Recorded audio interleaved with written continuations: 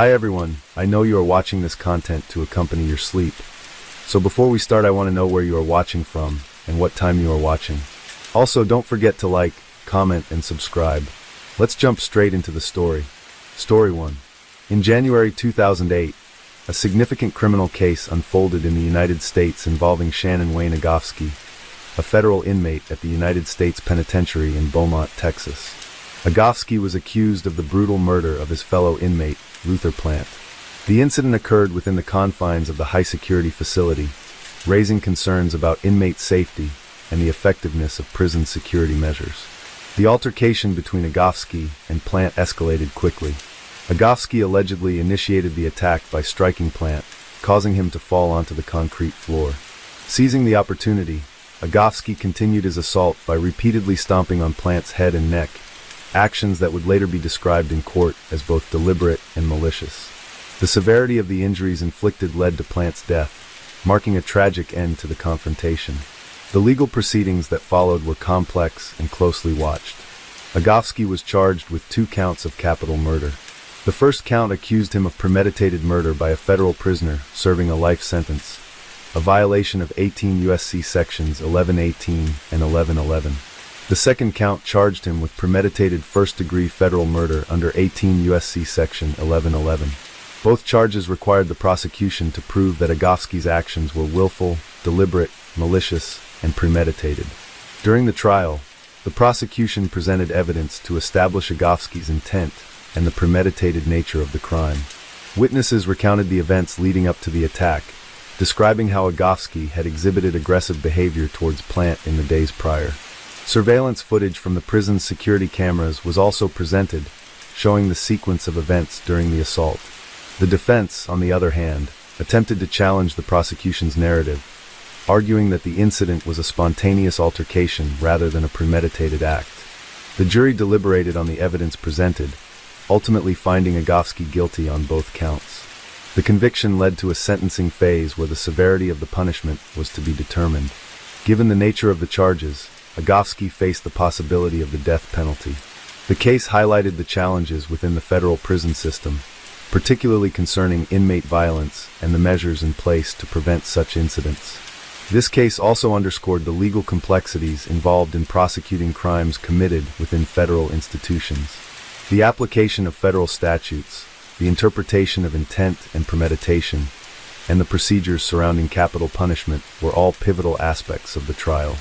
The outcome of the case had significant implications, not only for Agofsky, but also for the broader discussions about justice and safety within the U.S. correctional system.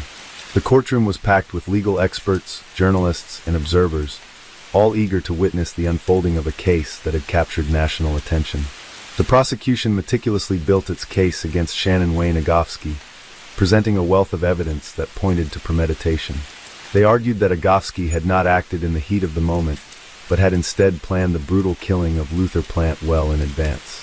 Testimonies from correctional officers and fellow inmates painted a grim picture of Agofsky's temperament. He was known for his violent tendencies and his utter lack of remorse for his actions.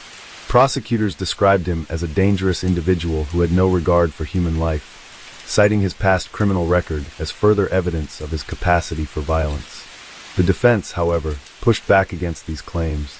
They attempted to humanize Agofsky, portraying him as a product of his environment, a man who had been hardened by a life of crime and a harsh prison system that fostered hostility rather than rehabilitation.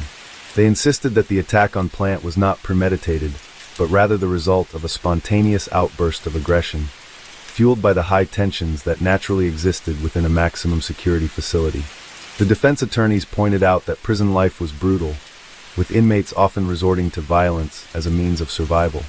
They argued that while Agofsky's actions were undeniably horrific, they were not part of a calculated plan to commit murder. Despite the defense's efforts, the prosecution's evidence was overwhelming.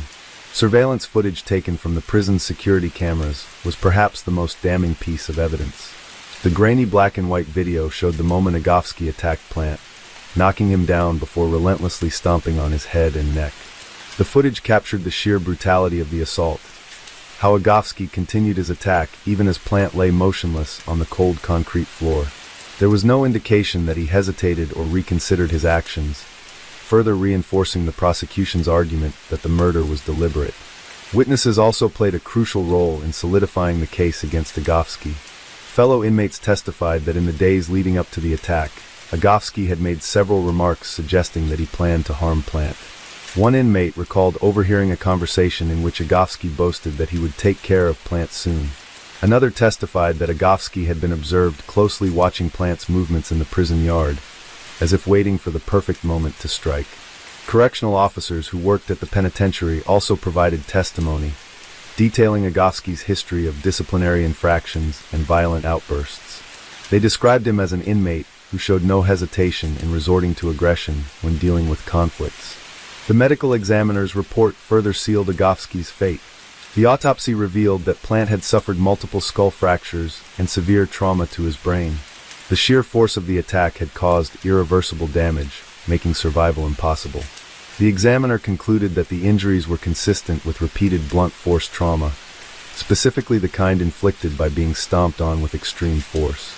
The prosecution used this report to emphasize the brutality of the crime, arguing that no one could carry out such an act without the clear intent to kill. As the trial continued, the emotional toll on Plant's family became evident. His mother and sister attended every session, their grief palpable as they listened to the horrifying details of his murder. During the victim impact statements, Plant's mother addressed the court, her voice trembling as she described the pain of losing her son in such a violent manner. She spoke about how Plant had made mistakes in life, but had been trying to turn things around before his untimely death. Her words resonated with those in the courtroom, reminding everyone that the case was not just about legal arguments and evidence. It was about the loss of a human life. The jury deliberated for several hours before returning with a verdict. When the foreman announced that Agofsky was guilty on both counts of capital murder, there was a collective sense of relief among the prosecution and Plant's family. However, the case was far from over. The next phase of the trial would determine Agofsky's sentence. Given the severity of his crimes, the prosecution pushed for the death penalty, arguing that he posed a continued threat to society and that his actions warranted the ultimate punishment. The defense, on the other hand, urged the jury to consider a life sentence without the possibility of parole, contending that execution would not bring back the victim and would only perpetuate a cycle of violence. The sentencing phase would prove to be just as intense as the trial itself. The prosecution introduced additional evidence of Agofsky's violent past, detailing prior incidents in which he had attacked fellow inmates and correctional officers. They argued that he had repeatedly demonstrated an inability to rehabilitate, and that allowing him to live, even behind bars, would endanger others within the prison system. The defense countered with psychological evaluations that suggested Agofsky had suffered from untreated mental health issues for most of his life. They argued that rather than execution, he should be given a chance to live out his days in a controlled environment where he could receive treatment. As the proceedings continued, public opinion remained divided. Some saw Agofsky as the embodiment of irredeemable evil, a man who had committed an unspeakable act and deserved the harshest punishment available under the law. Others believed that the prison system itself had failed both Agofsky and Plant, fostering a climate of violence that had ultimately led to this tragic outcome. The media followed the case closely, with legal analysts debating whether the death penalty was justified in this instance. Agofsky himself remained mostly silent throughout the proceedings, showing little emotion even as his fate hung in the balance. As the final arguments were made, the jury prepared to make its decision, one that would determine whether Agofsky would spend the rest of his life in a prison cell or face execution by lethal injection. The weight of the case pressed heavily on everyone involved, and the courtroom braced for the conclusion of a trial that had already left a lasting impact on all who had witnessed it. The courtroom was silent as the jury filed back into their seats, their faces solemn and unreadable. The weight of their decision was evident in their measured steps, and the way some avoided looking directly at Shannon Wayne Agofsky. The judge, presiding over what had become one of the most closely watched federal cases of the year, called the court to order and asked the jury foreman to deliver the verdict on sentencing. Every eye in the room was fixed on the foreman as he unfolded the paper and cleared his throat. "We, the jury, find that the defendant, Shannon Wayne Agofsky, shall be sentenced to death by lethal injection." A collective exhale rippled through the courtroom. Some members of the victim's family gasped, clutching each other as tears streamed down their faces. The prosecution sat back in their chairs, their expressions reflecting a mixture of relief and exhaustion. The defense, on the other hand, remained motionless. Agofsky himself showed no reaction. He neither flinched nor spoke, simply staring straight ahead as though the ruling had been inevitable all along. The judge, acknowledging the jury's decision, turned toward Agofsky. He explained that the death penalty was not an easy sentence to impose, but the brutality of the crime, coupled with Agofsky's past record, had left no room for leniency. The judge recounted the details of the murder, the unprovoked attack, the ruthless nature of the assault, and the overwhelming evidence proving that it had been premeditated. He then issued the formal sentence. Agofsky would be transferred to death row at the United States Penitentiary in Terre Haute, Indiana, where he would remain until his execution date was set. As the gavel came down, signaling the conclusion of the trial, the tension in the room finally broke. The victim's mother sobbed into her hands, inconsolable despite the justice that had been served. Reporters rushed out of the courtroom, eager to relay the breaking news. Cameras flashed as Agofsky was led away in shackles by U.S. Marshals, his expression as blank as it had been throughout the trial. If he felt any remorse or fear, he didn't show it. Outside the courthouse, news stations broadcasted the verdict live, with legal analysts debating the case's significance. Some argued that Agofsky's execution would serve as a deterrent for future prison violence, while others believed that his death would do little to address the deeper systemic issues that plagued the correctional system. Civil rights groups voiced their opposition to the death penalty, calling it an outdated and flawed form of justice, while law and order advocates praised the jury for delivering the harshest possible sentence. In the weeks that followed, the case remained a focal point in national discussions about capital punishment and the conditions inside maximum security prisons. Journalists dug deeper into Agofsky's past, uncovering a history of escalating violence that had begun long before he was incarcerated. Interviews with former inmates and correctional officers painted a picture of a man who thrived on intimidation and brutality. Some claimed that Agofsky had once expressed a desire to kill again, regardless of the consequences. Others insisted that the system had failed him early in life, setting him on a path where violence was the only language he understood. Meanwhile, the appeals process began. As with all death penalty cases, Agofsky's legal team automatically filed an appeal, citing possible procedural errors during the trial. They argued that the jury had been swayed by emotional testimonies rather than cold, hard facts. They also contended that the prison system's failure to intervene in conflicts between inmates had contributed to the circumstances that led to Plant's murder. However, legal experts doubted that Agofsky's appeal would succeed. The evidence against him was overwhelming, and the jury had been meticulous in their deliberation. While the legal battle continued, Agofsky was transferred to death row, where he was placed in solitary confinement. He now lived in a small cell, spending 23 hours a day in isolation with limited human interaction. Some reports suggested that he showed little distress over his new circumstances, maintaining the same stoic demeanor that had unnerved those who encountered him in court. Other inmates on death row, many of whom had been awaiting execution for years, reportedly avoided him, sensing the same aura of unpredictability that had made him dangerous in the general prison population. For the family of Luther Plant, the verdict provided a sense of closure, but not peace. His mother, in a tearful interview with a news station, spoke about the deep pain of losing her son. "I don't know if I believe in the death penalty," she admitted. "All I know is that my son is gone, and nothing can bring him back." She expressed regret that Plant had spent his final moments in terror, with no one there to help him. Despite Agofsky's fate, the grief she carried remained as heavy as ever. Years passed, and Agofsky's execution date was repeatedly delayed due to the lengthy appeals process. However, in late 2020, after exhausting all legal avenues, he was finally scheduled for execution. As the date approached, media attention surrounding the case reignited, with activists arguing both for and against the death penalty. Some pointed out that Agofsky had shown no remorse, and had even stated in an interview that he felt nothing about what he had done. Others argued that capital punishment only perpetuated a cycle of violence.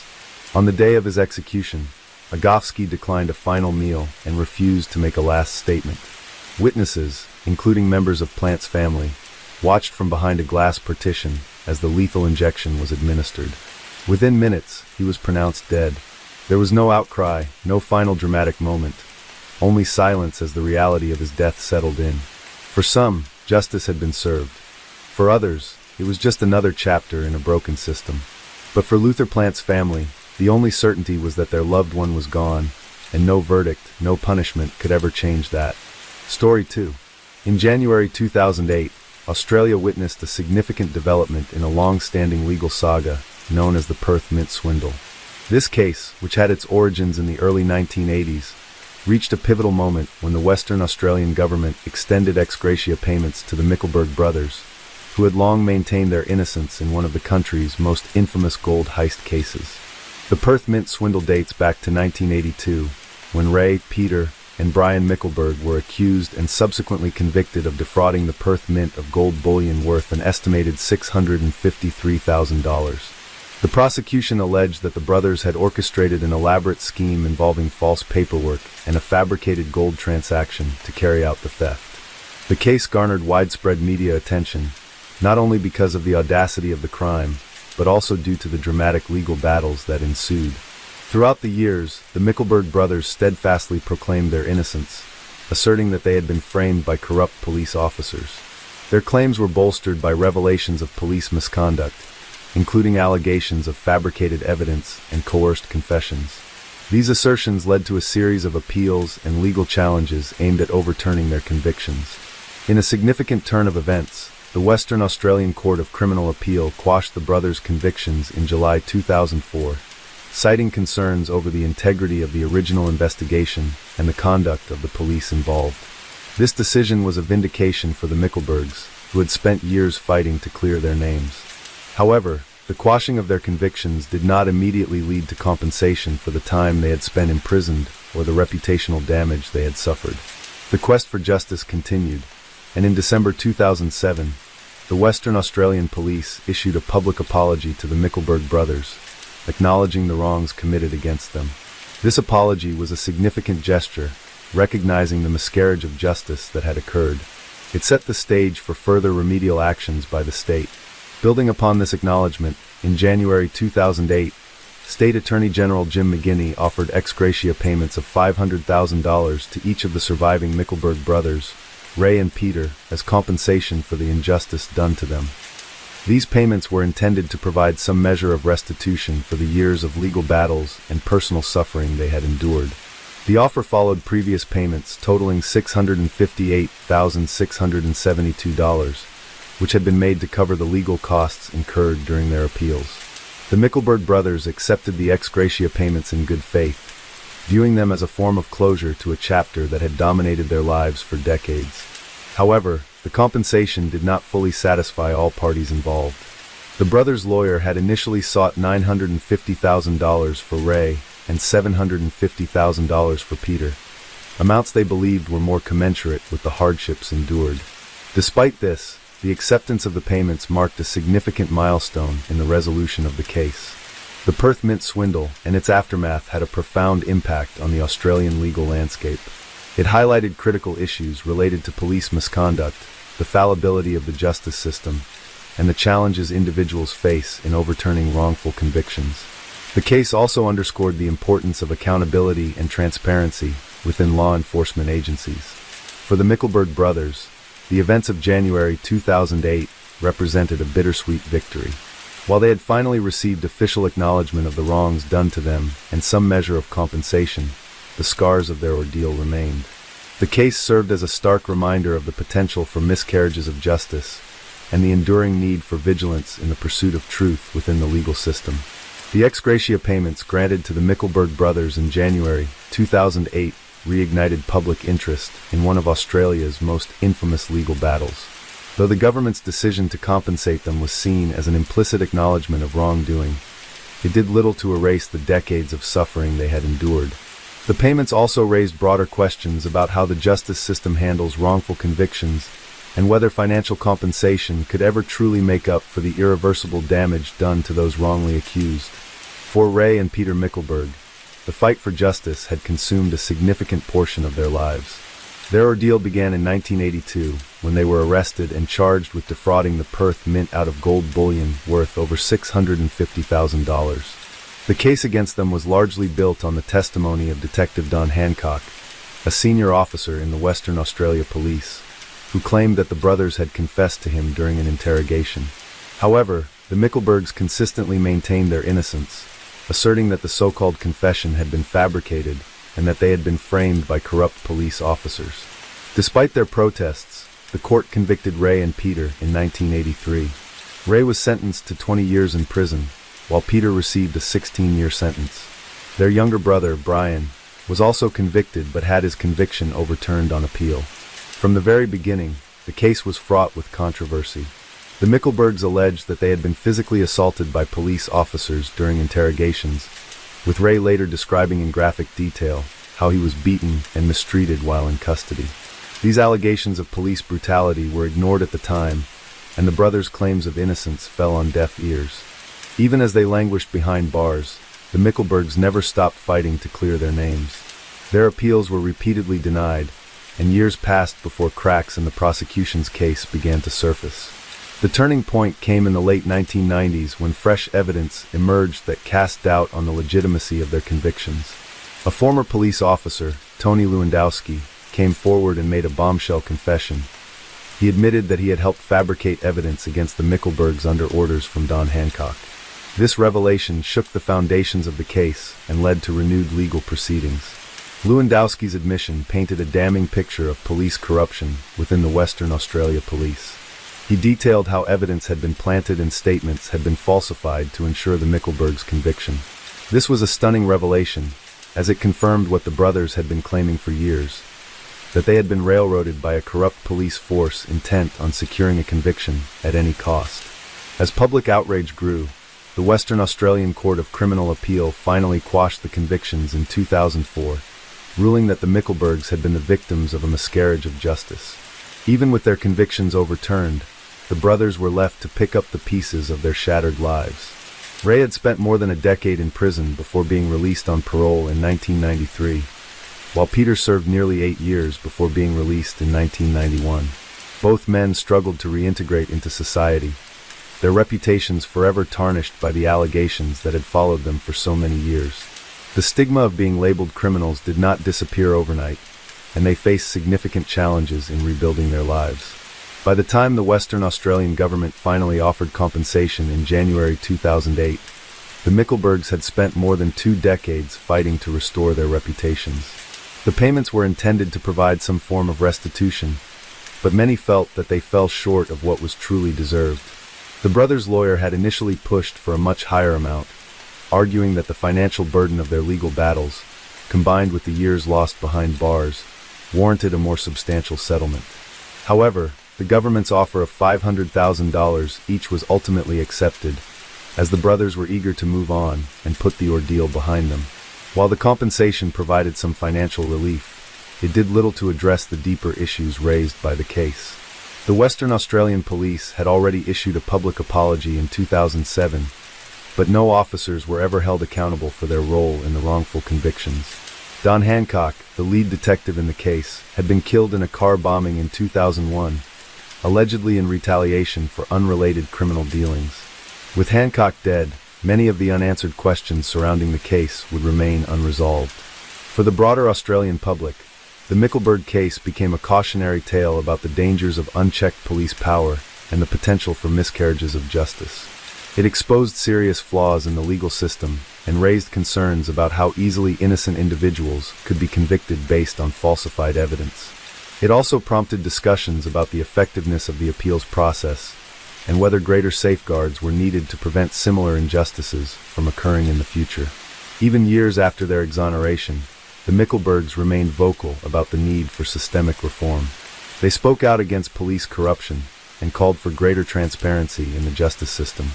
Ray, in particular, became an advocate for wrongful conviction cases, using his experience to highlight the failings of the system and push for changes that would protect others from suffering the same fate. However, the scars left by their ordeal never fully healed. The years of imprisonment had taken a toll, not just on the brothers themselves, but also on their families. Relationships had been strained, careers had been derailed, and the psychological burden of being wrongly accused had left lasting damage.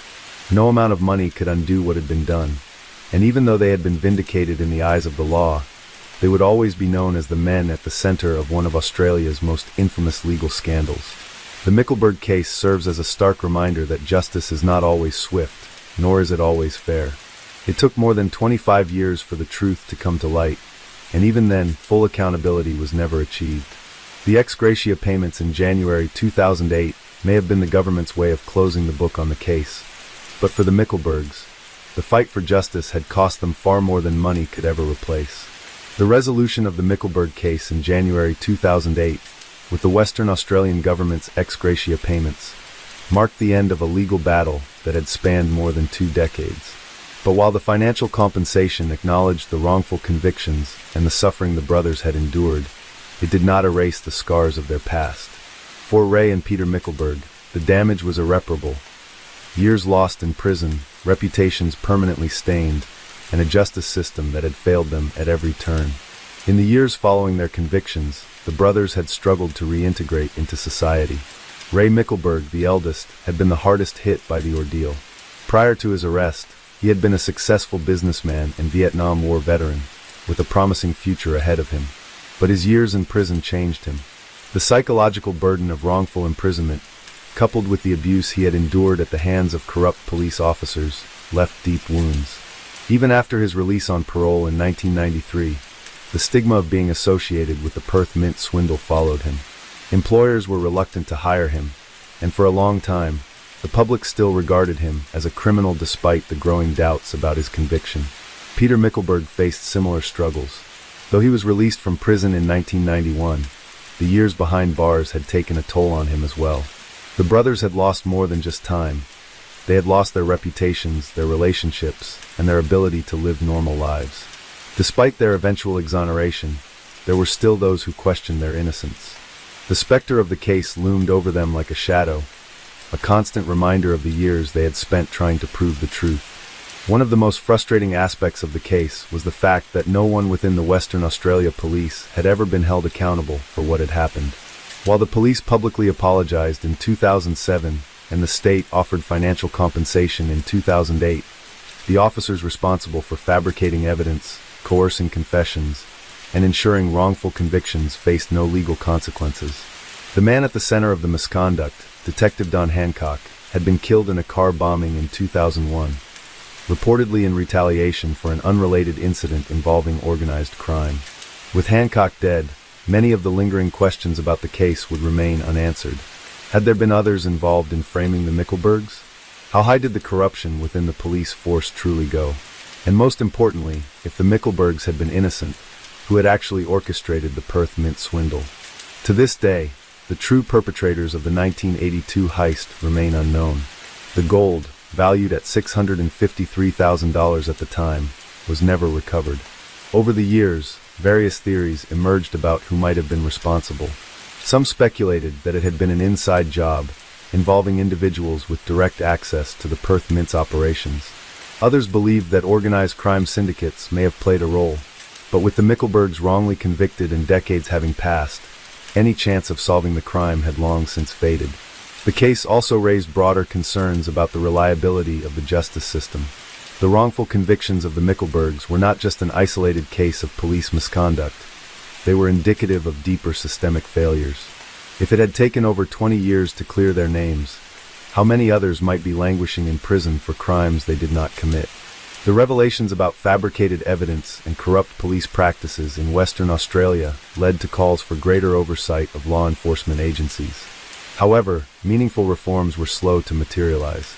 Ray Mickelberg became an outspoken critic of the justice system in the years after his release. He gave numerous interviews detailing the abuse he had suffered and the flaws in the police investigation that led to his conviction. He spoke about the beatings he endured at the hands of officers, the psychological torment of wrongful imprisonment, and the difficulty of rebuilding his life after being released. His story resonated with many, particularly those who had experienced or feared similar miscarriages of justice. He also became an advocate for other wrongly convicted individuals, using his experience to highlight the dangers of unchecked police power. Peter Mickelberg, though less vocal, shared his brother's determination to ensure that their story was not forgotten. Together, they worked to bring attention to their case and prevent similar injustices from happening to others. Despite their efforts, the compensation they received in 2008 was seen by many as a mere token gesture. an attempt by the government to quietly close the case without fully addressing the systemic issues it had exposed. Meanwhile, the Michelberg case remained a point of discussion in legal and academic circles. Law students analyzed it as a textbook example of wrongful conviction, and criminologists debated the implications of police corruption on the broader justice system. The case also became the subject of books and documentaries, further cementing its place in Australian legal history. Even Hollywood took an interest, with the 1992 film The Great Gold Swindle dramatizing the events surrounding the heist and the subsequent trials. However, no dramatization could truly capture the real-life suffering the brothers had endured. The ex gratia payments of January 2008 may have signaled the end of the legal battle, but for the Michelbergs, the emotional and psychological wounds never fully healed. Their case serves as a powerful reminder of the dangers of rushing to judgment, the devastating impact of police corruption, and the difficulties faced by those seeking to overturn wrongful convictions. The Perth Mint swindle remains one of Australia's most infamous unsolved crimes, and the injustice suffered by the Michelberg brothers will forever be a dark chapter in the nation's legal history. Though the brothers ultimately won their fight for justice, it came at a tremendous cost, one that no amount of money could ever truly compensate. Their story stands as both a cautionary tale and a testament to the resilience of those who refuse to give up in the face of overwhelming odds. And while they may have cleared their names in the eyes of the law, the haunting question remains. If the Michelbergs didn't do it, then who did? Story 3. In January 2008, Singapore was gripped by the unfolding legal proceedings of a case that had captured national attention the previous year. The incident involved 20-year-old Dave Teo Ming, a full-time national serviceman, NSF, with the Singapore Armed Forces, SAF, who had unlawfully left his camp while armed, leading to a series of events that raised significant concerns about military security and public safety. On September 5, 2007, Teo was officially charged in the subordinate courts with unlawful possession of a firearm under the Arms Offences Act. His 21-year-old accomplice, Ong Boon Jun, faced charges of consorting with Teo while being aware that Teo possessed a firearm. Teo, who did not wish to plead guilty, faced a sentence ranging from 5 to 14 years imprisonment, with a mandatory minimum of 6 strokes of the cane for the charge he faced in court. A week later, Teo faced 2 additional charges, 1 count of possessing bullets illegally, and 1 count of using a knife to threaten his ex-girlfriend in an unrelated case. Ong was initially offered bail set at 50,000 Singapore dollars. However, due to his family's financial constraints, they were unable to raise the amount on short notice, leading Ong to voluntarily forego bail and remain in remand. Teo, on the other hand, was not offered bail, as he was deemed a significant risk to public safety should he be released, with concerns also arising about the possibility of him contacting other witnesses. In October 2007, Teo's case was transferred to the High Court for trial at a later date. During a preliminary hearing on November 27, 2007, Teo's counsel sought a reduction of his charges, potentially on the grounds of diminished responsibility, and was granted time until December 21 to submit psychiatric evidence to the court. Similarly, Ong's counsel requested a reduction of charges for their client. By January 2008, the legal proceedings had progressed to a point where Ong's case was scheduled to be heard separately in the subordinate courts, while Teo's case was set to proceed in the High Court. On February 14, 2008, it was reported that Ong intended to plead guilty to the charges against him, with his defense lawyer Amalat Singh planning to argue for the minimum penalty of 5 years imprisonment in mitigation during the upcoming trial. In April 2008, Teo was scheduled to stand trial on July 7, 2008 for the charges related to the AWOL incident, after the subordinate courts ruled in the preliminary hearing that a prima facie case had been established against him. The events leading up to these legal proceedings had begun on September 2, 2007, when Teo was reported missing from his camp, along with a SAR-21 assault rifle and several rounds of ammunition. His unauthorized absence and the missing weapon prompted a nationwide manhunt, with heightened security measures implemented across the island. The situation was particularly alarming given Singapore's stringent gun control laws and the rarity of firearm-related incidents in the country. Teo was eventually apprehended in the early hours of September 4, 2007 at the Orchard Cineleisure shopping mall, where he was found in possession of the stolen rifle. His arrest brought relief to the public, but also led to intense scrutiny of the SAF's security protocols and the mental health support provided to servicemen. As the legal proceedings continued into 2008, the case remained a focal point of public discourse, highlighting issues related to military discipline, mental health, and the responsibilities of national service. The outcomes of the trials were anticipated to have significant implications for policies within the SAF and the broader societal understanding of the pressures faced by young servicemen. The case of Dave Teo Ming serves as a poignant reminder of the complexities surrounding national service and the importance of comprehensive support systems for individuals serving in the military. It underscores the need for vigilance in maintaining security protocols while also addressing the personal challenges that servicemen may encounter during their tenure. As the legal proceedings moved forward in early 2008, the case of Dave Teo Ming continued to spark intense debate across Singapore. The severity of his offenses, coupled with the public's concerns over national security, meant that every development in the case was closely scrutinized. Singapore, known for its strict gun laws and low crime rate, was shaken by the idea that a full-time national serviceman, NSF, had managed to smuggle a deadly weapon out of an army camp and carry it through the city. It was not just a question of personal responsibility, but also one of systemic oversight. How had this happened, and could it happen again? The military and the government faced mounting pressure to address these questions. The Singapore Armed Forces, SAF, launched an internal investigation to determine how Teo had managed to bypass security checks and leave camp with a SAR-21 assault rifle and live ammunition. The findings, which were not made fully public, reportedly led to a tightening of security protocols and increased monitoring of servicemen, particularly those who displayed signs of psychological distress. However, these measures did little to quell the growing speculation about Teo's motives and mental state at the time of the incident. During court proceedings, Teo's defense attorneys sought to highlight his troubled past in an attempt to mitigate his sentence. They presented evidence that Teo had a history of behavioral issues, stemming from a difficult childhood marked by family instability and brushes with the law. He had reportedly been involved in gang-related activities in his teenage years, which had resulted in juvenile detention. National service had been seen as an opportunity for him to reform and reintegrate into society, but the pressures of military life seemed to have exacerbated his existing struggles rather than alleviating them. One of the most shocking revelations in court was the alleged reason behind Teo's decision to take the weapon. According to testimonies and police investigations, he had been planning to confront and possibly harm his ex-girlfriend, who had recently broken up with him. He had confided in his friend and accomplice, Ong Boon Jun, about his feelings of betrayal and desperation, leading to speculation that the entire incident had been driven by emotional distress rather than premeditated criminal intent. However, the prosecution argued that regardless of his personal motivations, Teo's actions had put countless lives at risk, and he needed to be held fully accountable. Further details emerged about the hours leading up to Teo's arrest. After leaving camp on the night of September 2, 2007, he had wandered the city with the assault rifle concealed in a bag. He had met up with Ong at a hotel, where they discussed his plans and potential escape routes.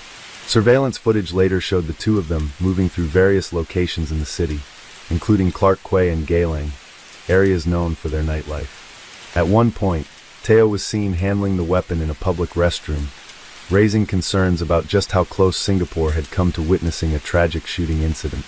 Law enforcement officials testified that Teo had checked into a budget hotel in the Orchard area on the night before his arrest. It was there that he was finally tracked down, thanks to intelligence gathered from his known associates and CCTV footage. Police officers stormed the hotel room in the early hours of September 4th, catching Teo off guard. Reports indicated that he had initially reached for his weapon, but he ultimately surrendered without firing a shot. The rifle was found fully loaded, with additional rounds of ammunition in his possession. The psychological evaluation of Teo played a crucial role in shaping the court's perspective on his case. Mental health professionals assessed him for signs of severe depression or other disorders that might have impaired his judgment. While the defense pushed for leniency based on mental health considerations, the prosecution maintained that Teo was fully aware of his actions and had intentionally evaded authorities, proving that he had the capacity to make calculated decisions. Ong, who had been arrested for aiding Teo, faced his own legal battle. Though he had not carried the weapon himself, his willingness to assist Teo, despite knowing that he was armed, was viewed as a serious offense. Ong's family appealed for mercy, stating that he had simply been caught up in the situation and had not intended to commit a crime. His defense attorney argued that while Ong had made poor choices, he had never posed a direct threat to public safety. The court weighed these factors carefully, and while Ong's legal team pushed for the minimum sentence, there was no guarantee that the judges would be lenient. Public sentiment surrounding the case was deeply divided. Some viewed Teo as a deeply troubled young man who had acted out of emotional distress and deserved a second chance. Others saw him as a dangerous individual who had recklessly endangered lives and should face the full force of the law. The media covered every aspect of the trial, with analysts debating whether national service had failed Teo or if he had simply been beyond rehabilitation. Beyond the immediate legal consequences, the case also led to broader discussions about mental health support for NSFs. Some critics argued that the SAF's approach to mental health was too rigid, focusing primarily on discipline and punishment rather than addressing the emotional struggles that many young recruits faced. While the SAF provided counseling services, some former servicemen came forward stating that mental health issues were often stigmatized within the military, leading many to suffer in silence. The Ministry of Defense eventually announced that additional safeguards would be put in place to monitor the mental well-being of servicemen, particularly those with a history of behavioral issues. Stricter protocols were also introduced to ensure that weapons and ammunition could not be removed from military facilities without proper authorization. While these measures were intended to prevent future incidents, they did little to change the fact that the system had already failed in Teo's case. As the trial progressed, the weight of the evidence against Teo became undeniable. Witness testimonies, surveillance footage, and forensic analysis all pointed to the fact that he had knowingly taken a firearm with the potential intent to cause harm. His remorse was evident in court, but whether it would be enough to sway the judges remained uncertain. The prosecution pushed for a severe sentence, emphasizing the gravity of his actions and the panic they had caused throughout the city. By the end of January 2008, the legal proceedings were reaching a critical juncture. The verdict would soon be delivered, and Singapore awaited the outcome with bated breath. Would the court take into account Teo's troubled past and emotional state, or would they make an example out of him to reinforce Singapore's strict stance on firearm-related offenses? The answer would shape not only Teo's future, but also the ongoing debate about justice, rehabilitation, and national security in a country where such crimes were almost unheard of. As the trial entered its final stages in early 2008, the courtroom was packed with reporters, legal analysts, and members of the public eager to witness the verdict. The case of Dave Teo Ming had dominated headlines for months, raising critical questions about military security, mental health support for national servicemen, NSFs, and the integrity of Singapore's justice system. Now, as the prosecution and defense made their final arguments, the nation waited to see how the court would balance the severity of Teo's crimes against his personal circumstances. The prosecution did not waver in their stance. They argued that Teo's actions had demonstrated clear intent and premeditation, emphasizing that he had stolen a fully automatic SAR-21 assault rifle and over 20 rounds of live ammunition from his camp before making his way into civilian areas. The potential for mass harm was undeniable.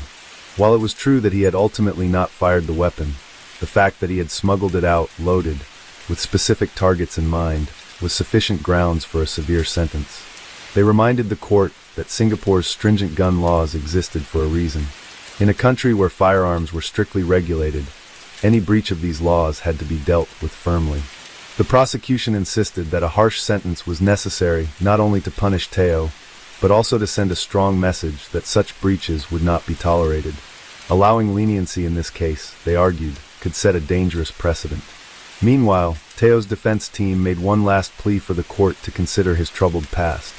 They painted a picture of a young man who had grown up in a difficult environment, struggling with personal demons and emotional turmoil.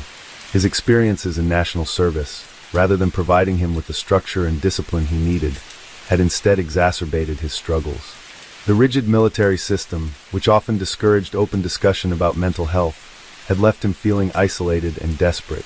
Teo's mother was present in the courtroom, her face lined with worry and sorrow. She had remained largely silent throughout the proceedings, but those who knew the family said she had pleaded with her son before his arrest to turn himself in. The defense argued that Teo had not been a career criminal nor a hardened offender. He had been a young man in crisis, acting out of desperation rather than malice. While they acknowledged that he had broken the law, they asked for compassion in sentencing, arguing that a lengthy prison term would do little to rehabilitate him. Ong Boon-jun, Taeo's friend and co-accused, had already signaled his intention to plead guilty. His sentencing had been scheduled separately, and legal experts speculated that he would likely receive the minimum 5-year prison sentence, along with mandatory caning. Unlike Taeo, he had not been the one carrying the firearm, and his role in the crime was limited to aiding Taeo in his movements after he had left camp. While his actions were illegal, the court appeared to recognize that he had been a secondary player in the incident. For Taeo, however, the weight of his actions bore heavily on him. Throughout the trial, he had remained mostly expressionless, but as the verdict approached, his composure cracked. He was seen wiping away tears as the judge prepared to deliver the ruling. On the day of sentencing, the courtroom was silent as the judge laid out the final decision. The judge acknowledged that Taeo had indeed suffered from personal difficulties and emotional distress. However, the seriousness of his actions could not be overlooked. He had not simply abandoned his post or acted on impulse. He had taken a military-grade weapon, moved freely through the city with it, and had been prepared to use it. The risk to public safety had been real, and the psychological impact of such an event on Singapore's citizens could not be ignored. After a lengthy deliberation, the judge handed down a sentence of 9 years in prison and a mandatory 6 strokes of the cane. It was a stern punishment, but less severe than the maximum sentence Taeo could have faced. The court had considered his mental state and background, but ultimately concluded that the nature of his crime required strong deterrence. The message was clear. Singapore's laws on firearms were non-negotiable, and even emotional distress would not excuse a breach of national security. Taeo, who had been staring at the floor as the sentence was read, looked visibly shaken but nodded in understanding. His mother sobbed quietly in the back of the courtroom. For his part, Ong was later sentenced to 5 years in prison, as expected, and received the minimum number of caning strokes. His role in the crime had been considered less severe, but he too would face the consequences of his actions. With the sentencing concluded, the case that had gripped Singapore for months finally came to an end. But its impact did not fade quickly. The Singapore Armed Forces immediately reviewed their internal security measures, implementing stricter policies to ensure that weapons and ammunition were more securely monitored. Additional psychological support programs were introduced for NSFs, and military counselors were urged to be more vigilant in identifying and assisting soldiers who displayed signs of distress. The case also sparked discussions among the public about the pressures of national service. While most Singaporean men served without major issues, Taeo's case highlighted the cracks in the system, cracks that, if ignored, could lead to future incidents. Despite the reforms and the legal closure, the emotional wounds left by the case remained. For Taeo, prison would be the next chapter of his life, one in which he would have to come to terms with the full weight of his actions. For his family, there was only the hope that he would emerge from incarceration a changed man, ready to rebuild his life. In the years that followed, Singapore moved on from the case, but the lessons it imparted endured. The balance between law and compassion, the responsibility of the military to its soldiers, and the importance of mental health in high-pressure environments. These were issues that continued to be debated long after the headlines had faded.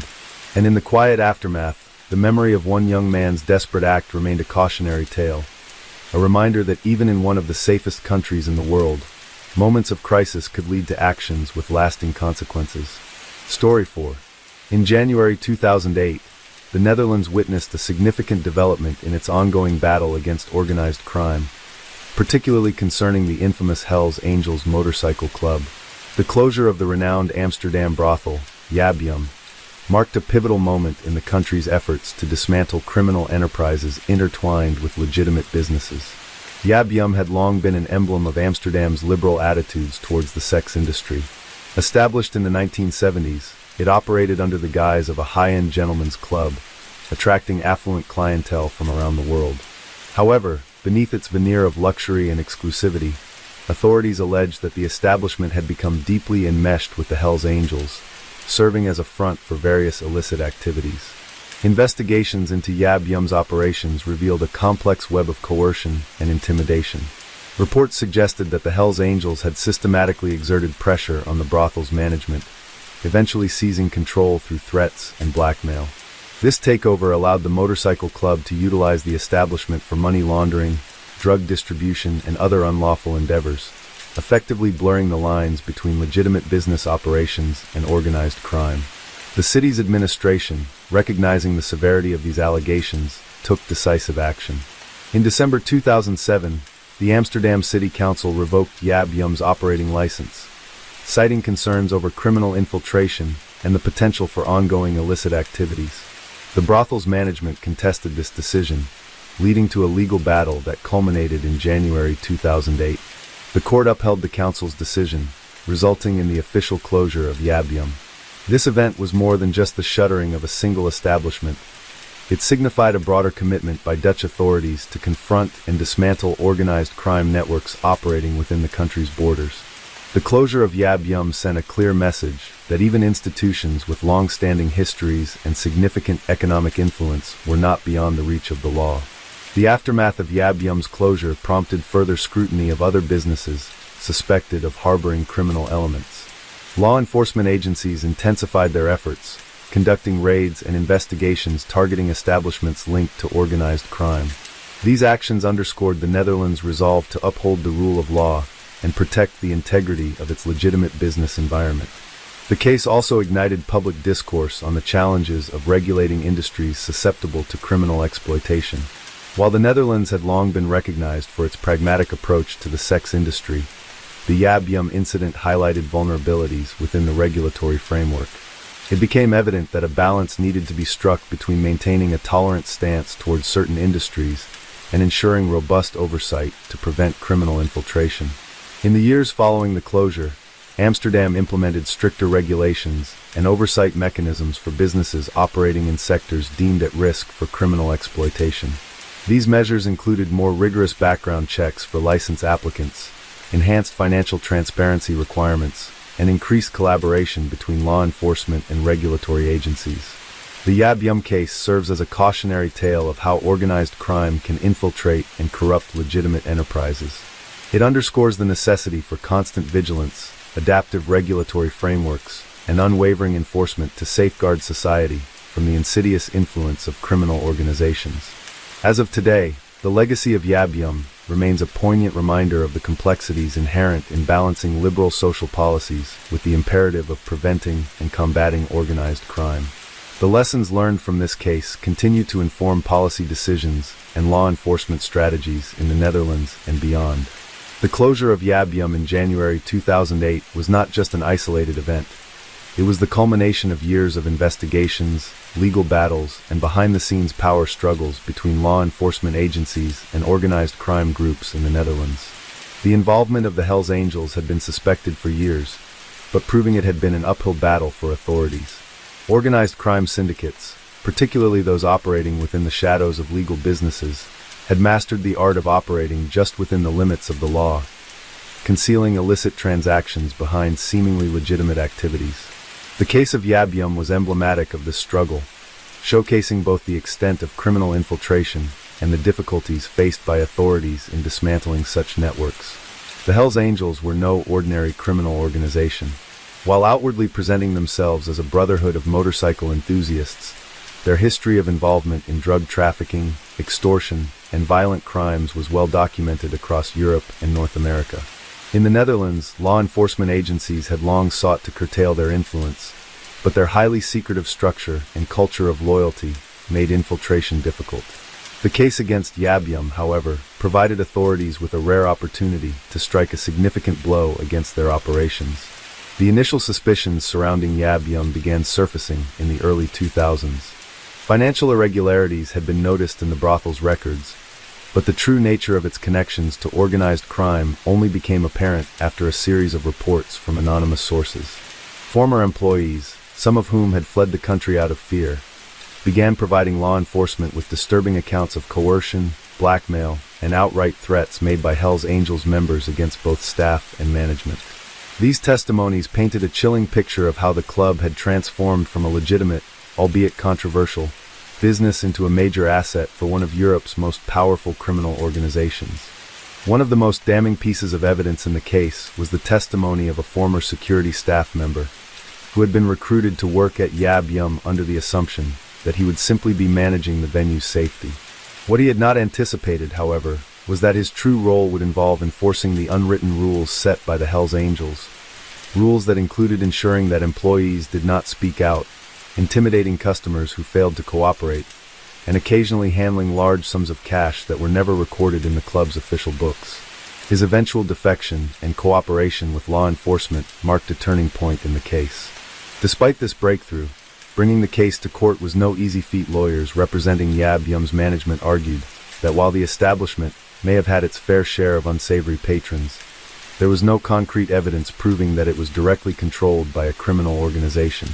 They contended that the brothel had operated within the legal framework established by Dutch authorities, and that shutting it down would set a dangerous precedent for other businesses in the country. However, authorities had gathered enough circumstantial and direct evidence to counter these claims. Investigators had uncovered links between the club's finances and known members of the Hells Angels, with large sums of money flowing between the two entities. Wiretaps and surveillance footage further supported the assertion that Yab Yum was no longer just a high-end brothel. It was a fully operational front for organized crime. Additionally, interviews with former employees and financial analysts provided clear indications that money laundering was taking place on a significant scale. The legal battle reached its peak in late 2007, when the Amsterdam City Council formally moved to revoke Yab Yum's operating license. The club's owners fought back, filing appeals and claiming that they were being unfairly targeted. But with mounting pressure from law enforcement and government officials, the courts ruled against them in January 2008. The verdict was decisive. Yab Yum's license was permanently revoked, and its doors were officially closed. The closure of Yab Yum sent shockwaves throughout the country. It was a stark reminder that even in a nation known for its pragmatic approach to vice industries, the law remained firmly in place. More significantly, it demonstrated that the government was willing to take bold steps to dismantle criminal networks, even if those networks had deeply embedded themselves within seemingly legitimate businesses. However, shutting down Yab Yum was not the end of the fight. It was merely the beginning of a broader crackdown on organized crime in the Netherlands. In the weeks following the brothel's closure, authorities ramped up their efforts against criminal enterprises linked to the Hells Angels. Several other businesses suspected of serving as fronts for illegal activities were raided, and multiple arrests were made. But as law enforcement celebrated these victories, many within the criminal underworld simply adapted. The closure of Yab Yum disrupted certain revenue streams, but it did not eliminate the demand for illegal services. Some former clients of the brothel simply moved to other establishments, many of which operated in even more clandestine manners. In the years that followed, the Netherlands saw a shift in how organized crime groups operated, with many becoming more sophisticated in concealing their activities. Meanwhile, public reaction to the case remained divided. While many applauded the government's decision to take decisive action against Yab Yum, others questioned whether the closure truly addressed the root of the problem. Critics argued that while shutting down one business might temporarily disrupt criminal operations, it did little to dismantle the larger networks that enabled these activities in the first place. The controversy also raised questions about the broader implications for Amsterdam's sex industry. Would other legal brothels face similar crackdowns? Would stricter regulations lead to a rise in underground operations that were even harder to police? And most importantly, could the government truly prevent criminal elements from infiltrating other businesses in the future? Despite these uncertainties, one thing was clear. The closure of Yab Yum was a watershed moment in the Netherlands' ongoing fight against organized crime. It sent a powerful message that no business, no matter how iconic or established, was beyond the reach of the law. And while the battle against criminal organizations continued, authorities remained committed to ensuring that such enterprises had fewer opportunities to thrive in the country's legitimate economy. As the dust settled in the wake of Yab Yum's closure, investigations continued. Some members of the Hells Angels who had been linked to the case faced legal consequences, while others remained elusive. The Dutch government, recognizing the need for stronger oversight, began implementing stricter regulations for industries known to be vulnerable to criminal infiltration. But even as new policies were put in place, many knew that the fight was far from over. Organized crime was an ever-evolving force, constantly adapting to new challenges and finding new ways to exploit loopholes in the system. The closure of Yab Yum had been a victory, but it was just one battle in a much larger war. one that would require vigilance, innovation, and unwavering commitment in the years to come. The aftermath of Yab Yum's closure in January 2008 extended far beyond the walls of the infamous brothel itself. The case had not only exposed the deep infiltration of organized crime into Amsterdam's sex industry, but also raised serious concerns about how criminal organizations operated within the broader Dutch economy. As the government worked to ensure that the lessons from the case were not ignored, new investigations, policies, and enforcement strategies were put into place. Yet, even as law enforcement agencies celebrated a significant victory, the underworld was already adapting, shifting its operations to remain one step ahead of the authorities. In the weeks following the court's decision, former employees of Yab Yum came forward with more disturbing accounts of coercion, intimidation, and violence linked to the Hells Angels. Women who had worked at the brothel described how, over the years, control had slowly slipped from legitimate management to men associated with the motorcycle club. What had once been a high-end establishment catering to wealthy businessmen and tourists had become a heavily controlled criminal enterprise, with earnings funneled into money laundering schemes and illicit trade networks. Several employees recounted how they had been threatened with violence if they refused to cooperate, and some had even been forced to leave the country out of fear for their safety. Law enforcement had suspected for years that organized crime groups were using legitimate businesses to launder money, but Yab Yum provided one of the clearest examples of just how deeply embedded these networks had become. The Dutch authorities, already facing international scrutiny over their liberal policies on drugs and prostitution, now found themselves under pressure to take even stronger action. The government moved swiftly, launching additional investigations into other businesses suspected of being fronts for criminal operations. One of the key responses to the Yab Yum scandal was a renewed focus on financial transparency within the country's vice industries.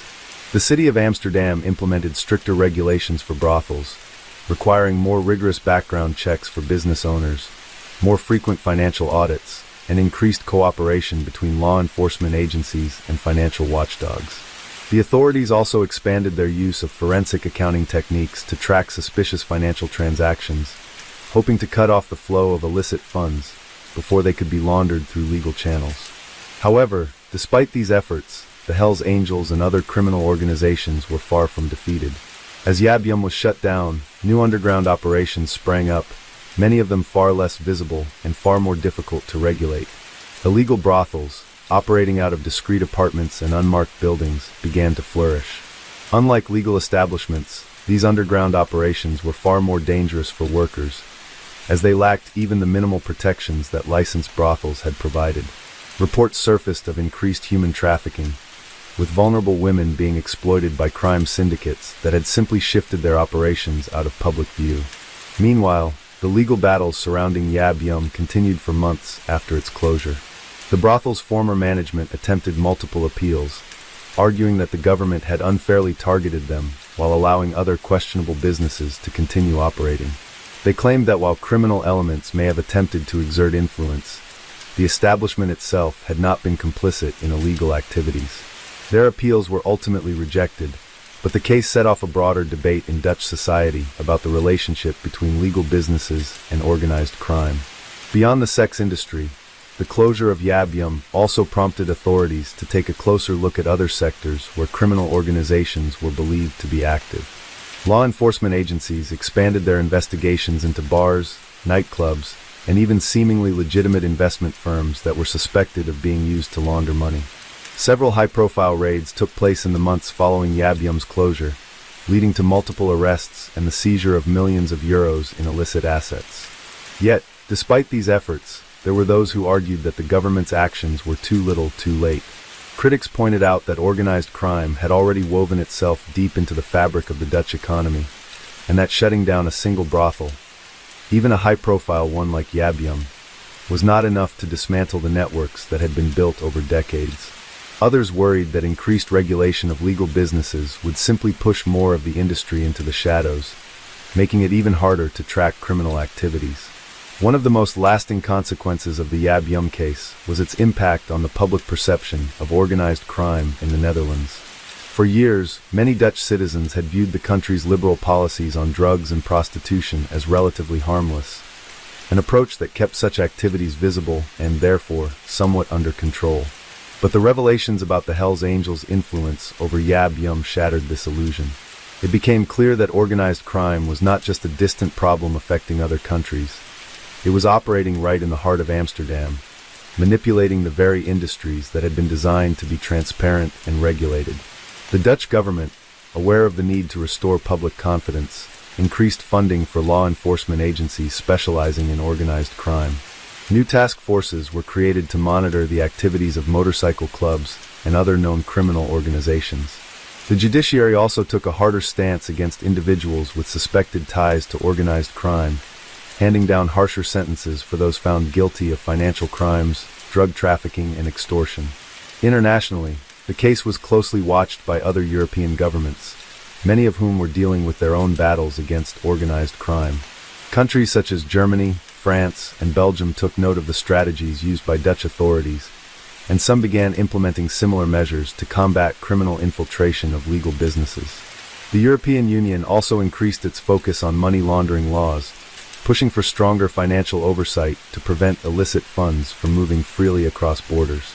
As the years passed, the name Yab Yum faded from the headlines, but the case remained a symbol of the ongoing struggle between law enforcement and organized crime.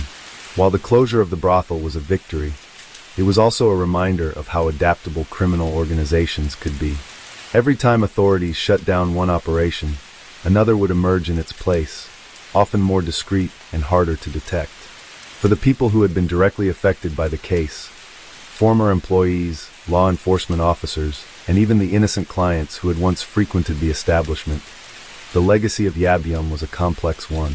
Some saw it as a necessary step in cleaning up Amsterdam's criminal underworld, while others viewed it as the beginning of a much more difficult battle, one that would require constant vigilance and an ever-evolving approach to law enforcement. In the end, the case of Yab Yum was not just about a single brothel or a single criminal organization. It was about the ongoing challenge of maintaining order in a world where legal and illegal enterprises often intersect.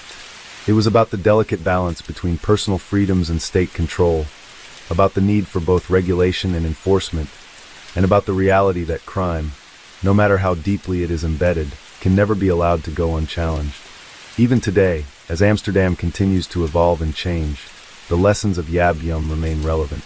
The struggle against organized crime is never truly over, and while one chapter may have ended in January 2008, the larger story is still being written. Story 5. In early January 2008, the serene trails of Blood Mountain in Georgia became the backdrop for a harrowing crime that would captivate national attention. Meredith Hope Emerson, a 24-year-old University of Georgia graduate, set out for a hike on New Year's Day with her loyal black Labrador, Ella. Known for her adventurous spirit and love for the outdoors, Meredith's decision to explore the Appalachian Trail was not out of character. However, this routine excursion would tragically become her last. Witnesses later recounted seeing Meredith accompanied by an older man with a reddish dog along the Freeman Trail, a popular path leading to the summit of Blood Mountain. This man was identified as Gary Michael Hilton, a 61-year-old drifter with a history of erratic behavior. Unbeknownst to Meredith, Hilton had been lurking in the area, preying on unsuspecting hikers. When Meredith failed to return home, her friends and family grew alarmed.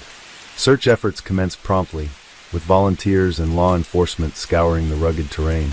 On January 3rd, searchers discovered Meredith's 1995 Chevrolet Cavalier abandoned near the trailhead. Inside the vehicle were personal items, including her water bottle and a police baton, suggesting a struggle had occurred. The investigation intensified as authorities focused on Hilton, who had been seen cleaning out his van at a gas station shortly after Meredith's disappearance. Upon apprehension, Hilton's vehicle revealed traces of blood matching Meredith's DNA, solidifying his connection to the crime.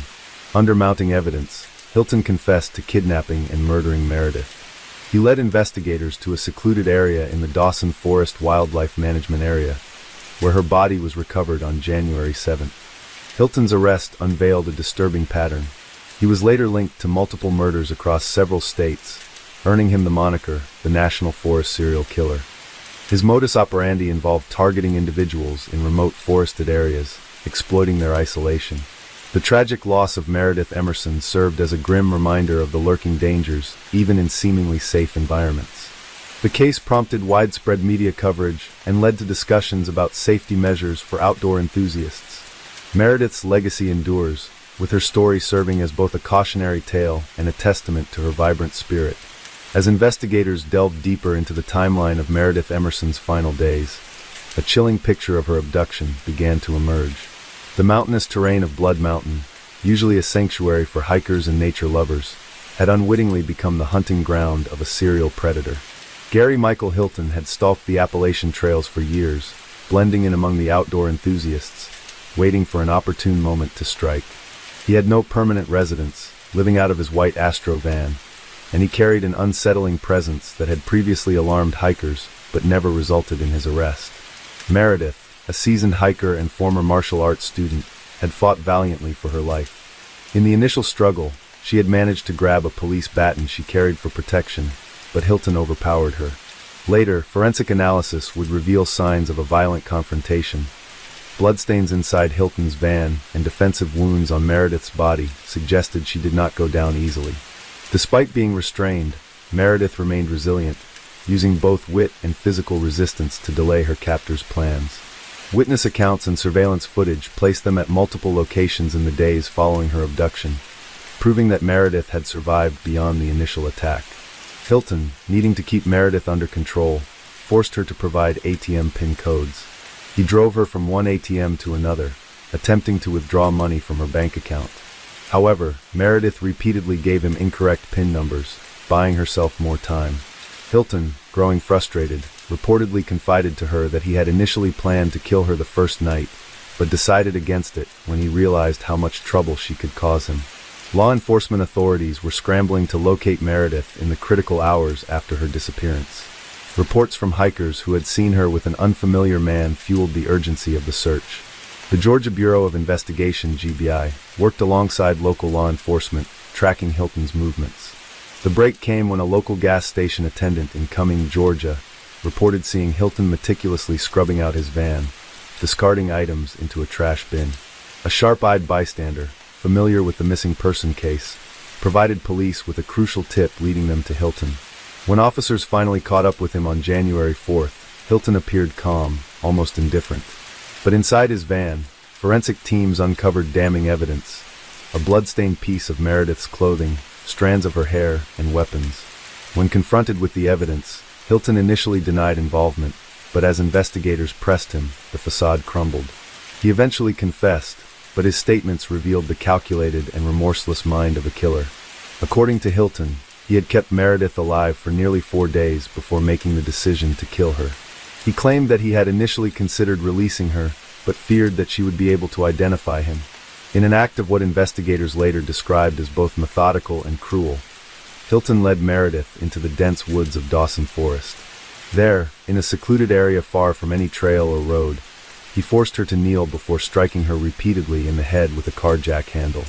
He later claimed he did not want her to suffer, as though his decision to use blunt force rather than a gunshot were an act of mercy. After ensuring she was dead, Hilton decapitated her body in an effort to conceal evidence. He placed her severed head and other body parts into plastic bags and attempted to scatter them in different areas of the forest. The gruesome and calculated nature of his actions shocked even the most seasoned investigators. Hilton's confession led law enforcement to the tragic discovery of Meredith's remains on January 7th. News of her murder sent ripples of grief throughout Georgia and beyond. The vibrant young woman, known for her infectious smile and love of life, had fallen victim to a man who had long been a predator lurking in plain sight. As Hilton sat in custody, investigators realized they had more than just a single murder case on their hands. Authorities in Florida, North Carolina, and other southeastern states began to re-examine unsolved missing persons cases linked to remote hiking areas. The more they uncovered, the more they suspected that Meredith's murder was not an isolated event, but part of a much broader pattern. One such case was the disappearance of Cheryl Dunlap, a 46-year-old nurse and Sunday school teacher from Florida. She had vanished in December 2007, just weeks before Meredith's murder, under eerily similar circumstances. Witnesses had reported seeing her car abandoned near a national forest, and security cameras captured an unknown man, later identified as Hilton, attempting to withdraw money from her bank account. Cheryl's body was eventually found, with signs of a brutal attack that mirrored Meredith's case. With the evidence mounting, Hilton was formally charged not only for Meredith Emerson's murder, but also for multiple other crimes across state lines. His past revealed an alarming history of violence, manipulation, and drifting between small towns and wilderness areas, always targeting those who were vulnerable and alone. Meredith's case became a turning point in the public's awareness of how dangerous national parks and remote hiking trails could be. While the Appalachian Trail and other wilderness areas had long been regarded as places of peace and solitude, they were not immune to the presence of predators like Hilton. In the months following her murder, Georgia law enforcement agencies implemented new safety measures for hikers, including increased patrols and greater public awareness campaigns about self-defense in remote locations. Her family and friends worked tirelessly to honor her legacy. The Meredith Hope Emerson Foundation was established, advocating for victims' rights and wilderness safety. Her beloved dog, Ella, survived the ordeal and was later adopted by one of Meredith's close friends, serving as a living reminder of her warmth and courage. Even as Hilton awaited trial, the full extent of his crimes remained under investigation. The true number of victims he had claimed may never be known.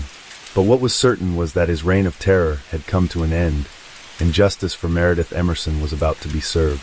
Gary Michael Hilton's trial in Georgia was swift and decisive. The overwhelming evidence against him, combined with his own confession, left little room for doubt.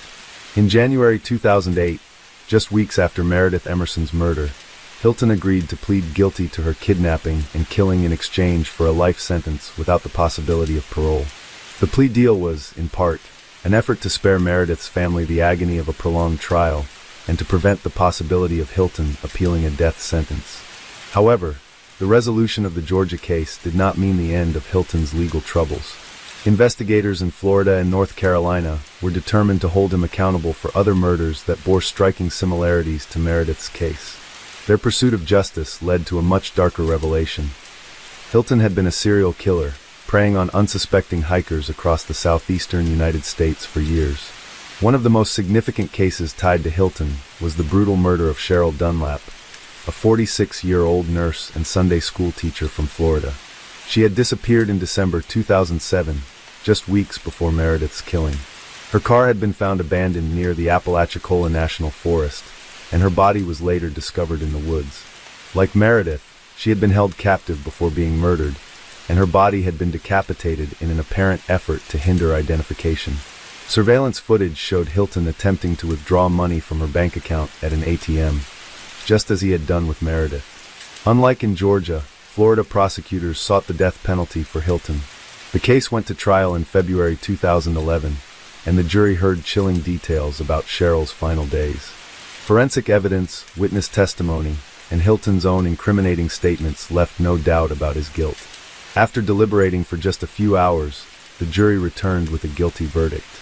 Hilton was sentenced to death for Cheryl Dunlap's murder, marking the first official capital punishment ruling against him.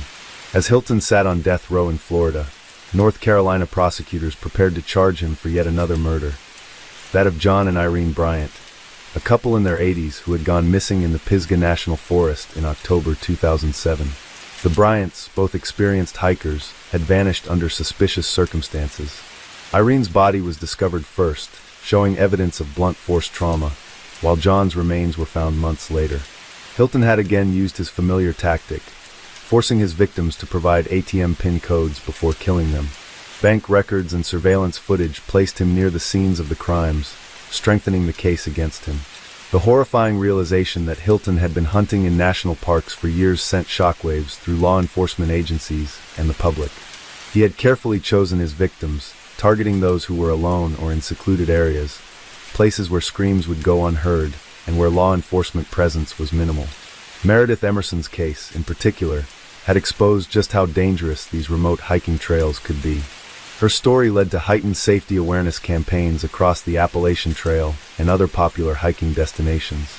Local authorities began installing more security cameras at trailheads, distributing safety pamphlets, and urging hikers to travel in groups rather than alone. The impact of Meredith's case was profound. She had unknowingly become the catalyst for increased outdoor safety measures nationwide.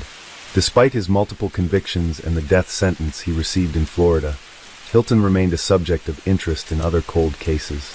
Authorities across the southeastern United States combed through missing persons reports, attempting to determine if he had claimed more victims than those officially linked to him.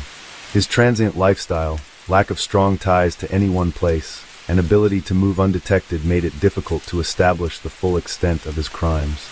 As Hilton languished on death row, Meredith's family and friends worked tirelessly to ensure that her legacy would not be defined solely by her tragic death. They established the Meredith Hope Emerson Memorial Fund, dedicated to supporting organizations that promoted outdoor safety and self-defense training for women. Her memory also lived on through the countless hikers who carried her story with them, using her fate as a reminder to remain vigilant while exploring the wilderness. For those who had followed the case, Hilton was not just a murderer, but a chilling embodiment of the dangers that lurked in seemingly serene places. He had exploited the very thing that drew people to the outdoors, solitude and escape, turning it into a deadly trap.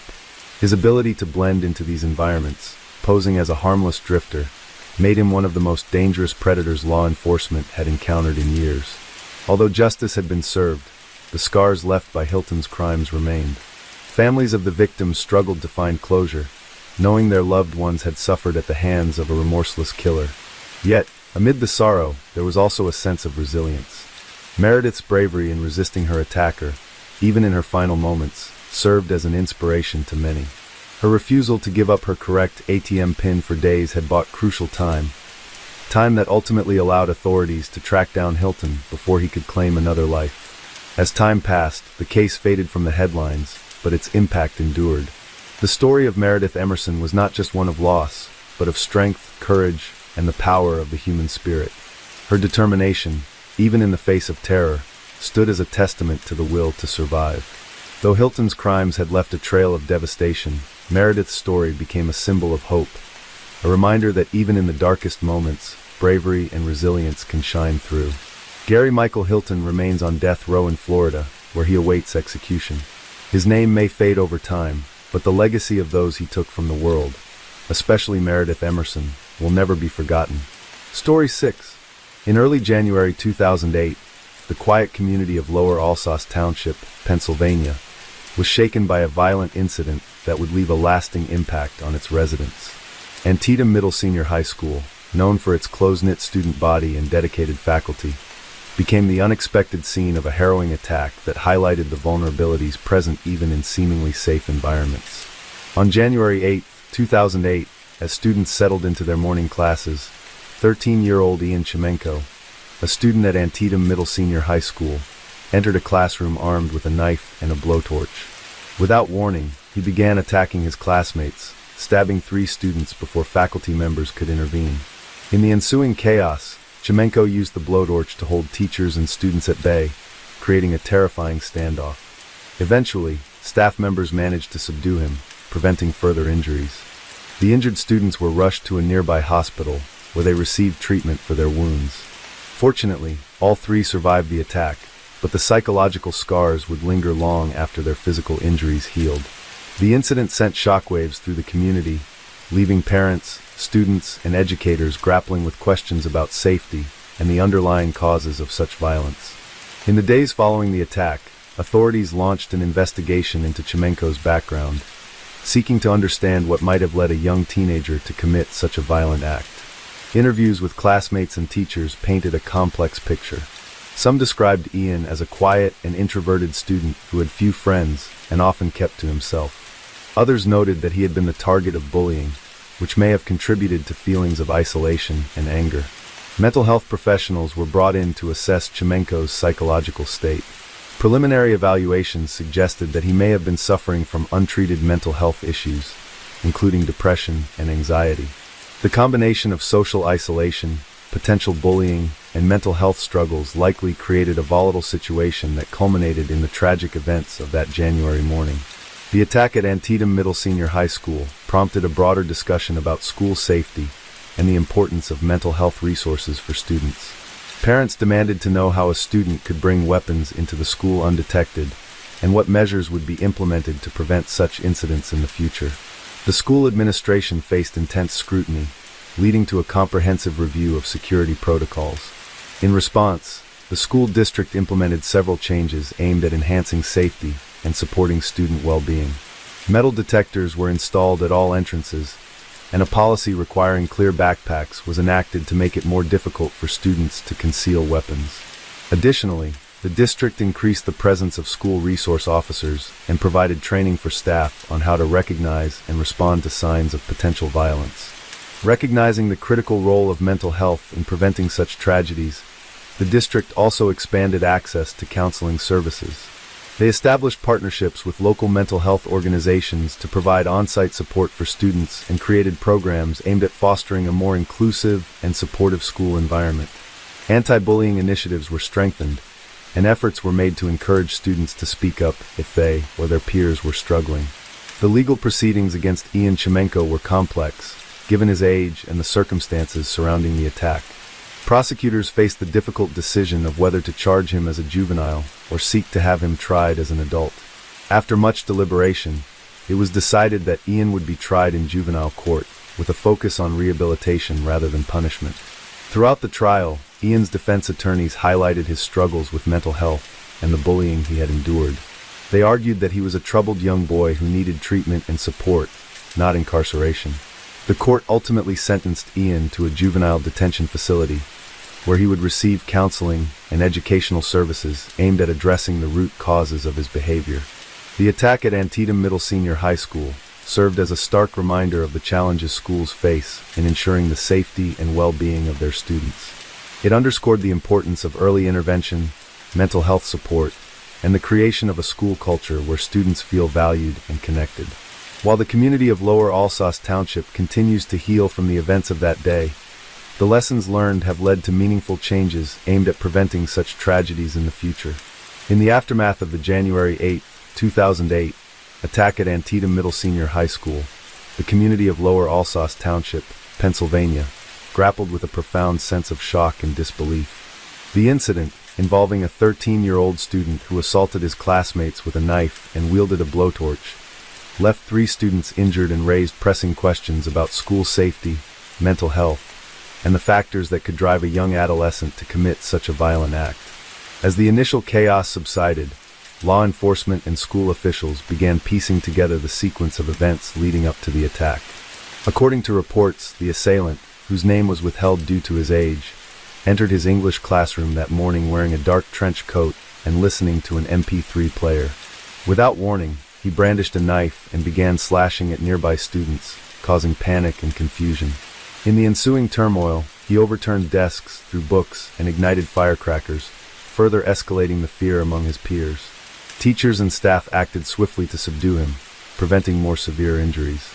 The 3 students who sustained stab wounds were promptly treated at a local hospital and were fortunate to have suffered only minor injuries. The subsequent investigation revealed that the assailant had come to school that day carrying a small can of gasoline, a water bottle filled with torch fluid, additional knives, firecrackers, and face masks designed to filter out fumes. This arsenal suggested a level of premeditation that was alarming to both authorities and the community. Central Berks Regional Police Sergeant Ronald Uksinski announced that the boy faced multiple charges, including 4 counts of aggravated assault, recklessly endangering another person, causing or risking a catastrophe, criminal intent to commit criminal mischief, and possession of a weapon on school property. He was subsequently detained at the Berks County Juvenile Detention Center, pending further legal proceedings. In the days following the attack, Antietam Middle Senior High School reopened under heightened security measures. Police officers were stationed at the single accessible entrance, utilizing handheld metal detectors to screen each student. Bags were thoroughly searched, resulting in the confiscation of minor contraband items, such as pocket knives, though nothing of serious concern was found. Officer Ray Seraphin noted that the screening process proceeded smoothly, with all students being checked prior to entering the building. The incident prompted a broader discussion within the community about the adequacy of existing safety protocols and the importance of addressing mental health issues among students. Parents and educators alike questioned how a student could bring such an array of weapons into the school unnoticed, and what could be done to prevent similar incidents in the future. The school administration faced scrutiny over their security measures, leading to a comprehensive review and the implementation of stricter policies. Mental health professionals were brought in to assess the assailant's psychological state. Preliminary evaluations suggested that he may have been experiencing significant emotional distress, possibly exacerbated by social isolation or bullying. These findings underscored the need for early intervention and support systems within schools to identify and assist students who may be struggling. In response to the incident, the school district expanded access to counseling services and initiated programs aimed at fostering a more inclusive and supportive environment. Anti-bullying campaigns were strengthened, and efforts were made to encourage students to report any concerns about their peers' well-being. The goal was to create a culture where students felt safe to speak up and seek help, thereby preventing future tragedies. The legal proceedings against the young assailant were complex, given his age and the severity of his actions. The juvenile court system aimed to balance accountability with the potential for rehabilitation, focusing on providing the necessary support to address the underlying issues that contributed to the incident. The case highlighted the challenges inherent in dealing with serious offenses committed by minors and the importance of a justice system that can adapt to such situations. As the community of Lower Alsace Township continued to process the events of that January day, there was a collective resolve to learn from the incident and implement changes that would enhance the safety and well-being of all students. The attack served as a stark reminder of the vulnerabilities that exist within educational institutions and the critical importance of proactive measures to address them.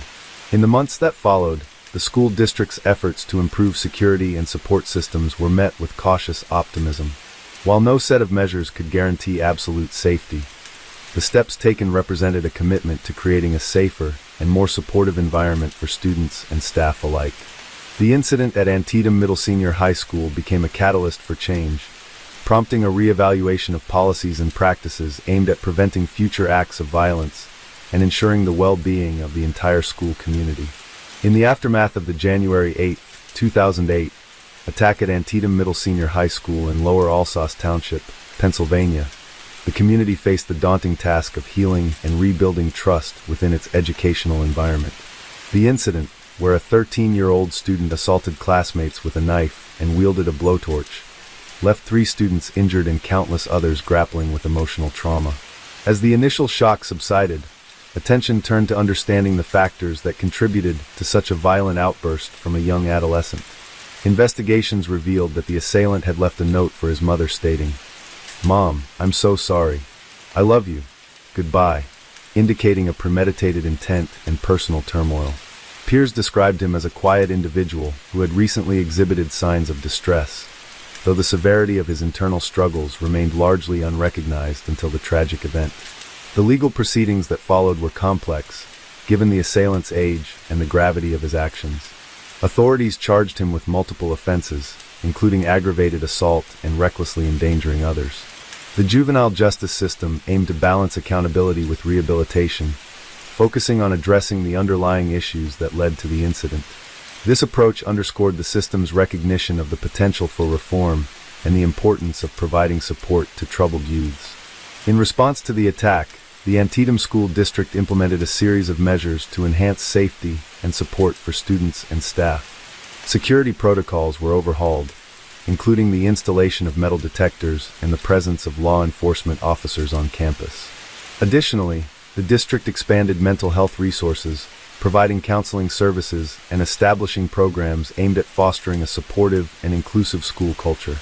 The incident also prompted a broader conversation about the role of parents, educators, and the community in identifying and addressing the needs of at-risk youth. Emphasis was placed on the importance of open communication, early intervention, and the creation of environments where students feel safe to express their struggles. Community forums and workshops were organized to educate stakeholders on recognizing warning signs and providing appropriate support.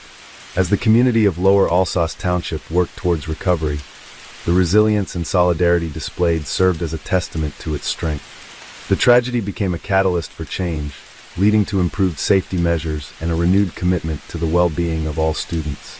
While the scars of that day remain, the lessons learned have fostered a more vigilant and compassionate community, dedicated to preventing such incidents in the future. Story 7. In the early hours of February 17, 2008, the bustling streets of Geylang, Singapore, known for their vibrant nightlife and diverse culture, became the backdrop for a tragic event that would resonate deeply within the community. Two construction workers from China, Chao Ruyan and Wu Jun, were walking along Galing Drive when they were confronted by two men intent on robbery. This encounter would escalate into a violent assault, leading to a case that highlighted the darker facets of urban life and the severe consequences of violent crime. Jabing Ko, a 24-year-old Malaysian from Sarawak, had come to Singapore seeking better economic opportunities. On that fateful night, accompanied by his compatriot, Galing Anak Kujat, Ko was prowling the area, driven by a misguided sense of desperation and opportunism.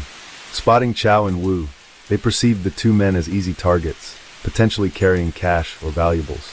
The decision to confront them was both spontaneous and ill-fated.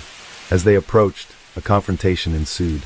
The exact sequence of events remains a subject of dispute, but what is clear is that Ko armed himself with a tree branch and, in a fit of aggression, struck Chow multiple times on the head. The force of the blows was so severe that it left Chow with 14 skull fractures, injuries that would prove fatal. Wu Jun managed to escape, his life spared but forever altered by the trauma of witnessing his friend's brutal assault. Chow was rushed to the hospital, where medical teams fought to save his life. Despite their efforts, the extent of his injuries was too great, and he succumbed to his wounds 6 days later. The news of his death sent shockwaves through both the local and expatriate communities, casting a somber shadow over the city. The Singapore police force, known for its efficiency and thoroughness, swiftly initiated an investigation. Through meticulous detective work, they identified Ko and Galing as the primary suspects. Both men were apprehended and charged with murder under Section 300C of the Penal Code, read with Section 34, which pertains to acts done by several persons in furtherance of a common intention. The trial that followed was closely watched, shedding light on the circumstances that led to such a violent act. The prosecution painted a picture of a senseless and brutal attack, emphasizing the severity of the injuries inflicted upon Chow. The defense, on the other hand, sought to mitigate Ko's culpability, arguing that the intent was robbery, not murder, and that the fatal outcome was unintended. In 2010, both Ko and Galing were found guilty and sentenced to death, as was mandatory under Singaporean law at the time for such offenses. However, subsequent legal reforms in 2012 provided judges with the discretion to impose life imprisonment in certain murder cases, leading to a resentencing hearing for Ko. In 2013, Ko's sentence was commuted to life imprisonment with 24 strokes of the cane. The case took another turn when the prosecution appealed the reduced sentence. In January 2015, the Court of Appeal reinstated the death penalty for Ko, citing the brutality of the attack and the blatant disregard for human life. This decision underscored the judiciary's stance on violent crimes and the importance of upholding justice for the victims. Throughout this period, the case sparked discussions on the death penalty, judicial discretion, and the rehabilitation of offenders. Advocates for Ko highlighted his remorse and the potential for reform, while others emphasized the need for stringent penalties to deter heinous crimes. In May 2016, after exhausting all legal avenues and clemency petitions, Ko Jabing was executed. His case remains a poignant reminder of the complexities surrounding capital punishment and the profound impact of violent crime on victims, perpetrators, and society at large. The tragic events of that February night in 2008 continue to serve as a somber reflection on the consequences of desperation and violence, and the enduring quest for justice within the legal system. In the aftermath of the tragic incident on February 17, 2008, where 40-year-old Chinese national Chao Ruyan was fatally assaulted during a robbery in Galing, Singapore, the legal proceedings that followed were both complex and closely observed. The case centered on two Malaysian nationals, Ko Jabing and Galing Anak Kujat, who were accused of the crime. Following their arrest on February 26, 2008, both men were charged with murder under Section 300C of the Penal Code, which mandated the death penalty upon conviction. The trial commenced in July 2009, with Justice Kin Ting Chiu presiding over the High Court proceedings. During the trial, the prosecution presented a detailed account of the events leading to Chow's death. Evidence indicated that Ko Jabing had struck Chow multiple times on the head with a tree branch, resulting in 14 skull fractures and severe hemorrhaging. The brutality of the attack was underscored by the fact that Ko continued to strike Chow even after he had ceased any form of resistance. Gailing Anik Kujat was implicated as an accomplice, having participated in the robbery that culminated in the fatal assault. The defense for both accused argued that the intent was solely to commit robbery, not murder. Ko claimed that he was intoxicated at the time of the incident and did not intend to cause fatal injuries. Gailing's defense contended that he was unaware of Ko's intention to inflict such severe harm and did not participate in the assault on Chow. On July 30, 2010, Justice Khan delivered his verdict. He found that both Ko and Gailing had a common intention to commit robbery, and that the injuries inflicted on Chow were severe enough to result in death, thereby constituting murder under Section 300C. Consequently, both men were sentenced to death, as was mandatory under Singaporean law at the time. The case did not conclude with this verdict. Both defendants filed appeals against their convictions and sentences. In May 2011, the Court of Appeal rendered its decision. Ko Jabing's appeal was dismissed, upholding his conviction and death sentence. However, Gailing Anik Kujat's appeal was partially successful. His murder conviction was reduced to robbery with hurt, and he was subsequently resentenced to 18 years and 6 months imprisonment, along with 19 strokes of the cane. The legal journey took another turn in 2013, when Singapore amended its laws to allow judicial discretion in imposing the death penalty for certain categories of murder. This legislative change provided an opportunity for Ko Jabing to seek resentencing. In August 2013, upon review, Ko's death sentence was commuted to life imprisonment with 24 strokes of the cane. However, the prosecution appealed this resentencing decision, arguing that the heinous nature of the crime warranted the reinstatement of the death penalty. In January 2015, the Court of Appeal, in a split decision 3-2, reinstated Ko Jabing's death sentence, emphasizing the brutality of the attack and the need for a deterrent sentence. Throughout this protracted legal process, Ko's case became a focal point for discussions on the death penalty in Singapore. Advocates for clemency highlighted factors such as Ko's youth at the time of the offense, his expressed remorse, and the potential for rehabilitation. They also pointed to the evolving legal standards and the importance of judicial discretion in capital cases. Despite multiple appeals and petitions for clemency, Ko Jabing's legal avenues were eventually exhausted. On May 20, 2016, he was executed by hanging at Changi Prison. His execution marked the culmination of a lengthy legal saga that had significant implications for Singapore's criminal justice system, particularly concerning the application of the death penalty. The case of Ko Jabing remains a poignant example of the complexities inherent in criminal justice, balancing the demands of justice, deterrence, and mercy. It continues to inform discussions on legal reforms and the ethical considerations surrounding capital punishment. The case of Ko Jabing, a Malaysian national from Sarawak, has had a profound impact on Singapore's legal landscape, particularly concerning the application of the death penalty. His case has become a focal point in discussions about capital punishment, judicial discretion, and the broader implications of legal reforms. In 2013, Singapore undertook significant reforms to its mandatory death penalty laws. These changes granted judges the discretion to impose life imprisonment in certain murder cases, particularly those where there was no explicit intention to kill. Ko Jabing's case was among the first to be reconsidered under this new framework. Initially sentenced to death in 2010 for the 2008 murder of Chow Ruyan during a botched robbery, Ko's sentence was commuted to life imprisonment with 24 strokes of the cane in 2013, following the legal amendments. However, in a subsequent appeal by the prosecution, the Court of Appeal reinstated the death penalty in January 2015, citing the brutality of Ko's actions and the need for deterrence. The reinstatement of Ko's death sentence was not without controversy. The Court of Appeal's decision was split, with a 3-2 majority favoring the death penalty. This close decision highlighted the complexities and differing judicial philosophies surrounding capital punishment. The majority held that Ko's actions demonstrated a blatant disregard for human life, warranting the harshest penalty. In contrast, the dissenting judges believed that there was room for mercy, given the possibility that Ko did not intend to cause fatal injuries. Following the reinstatement of his death sentence, Ko's legal team pursued multiple avenues to seek clemency. They filed petitions highlighting Ko's remorse, his young age at the time of the offense, and his potential for rehabilitation. International human rights organizations, including Amnesty International and the International Commission of Jurists, also advocated on his behalf, urging the Singaporean government to commute his sentence to life imprisonment.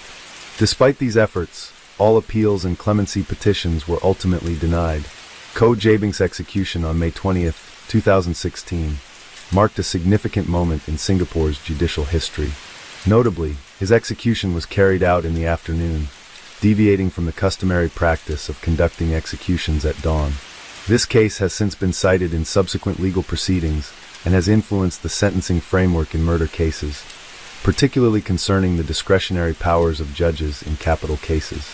The broader implications of Koh's case have sparked ongoing debates about the death penalty in Singapore.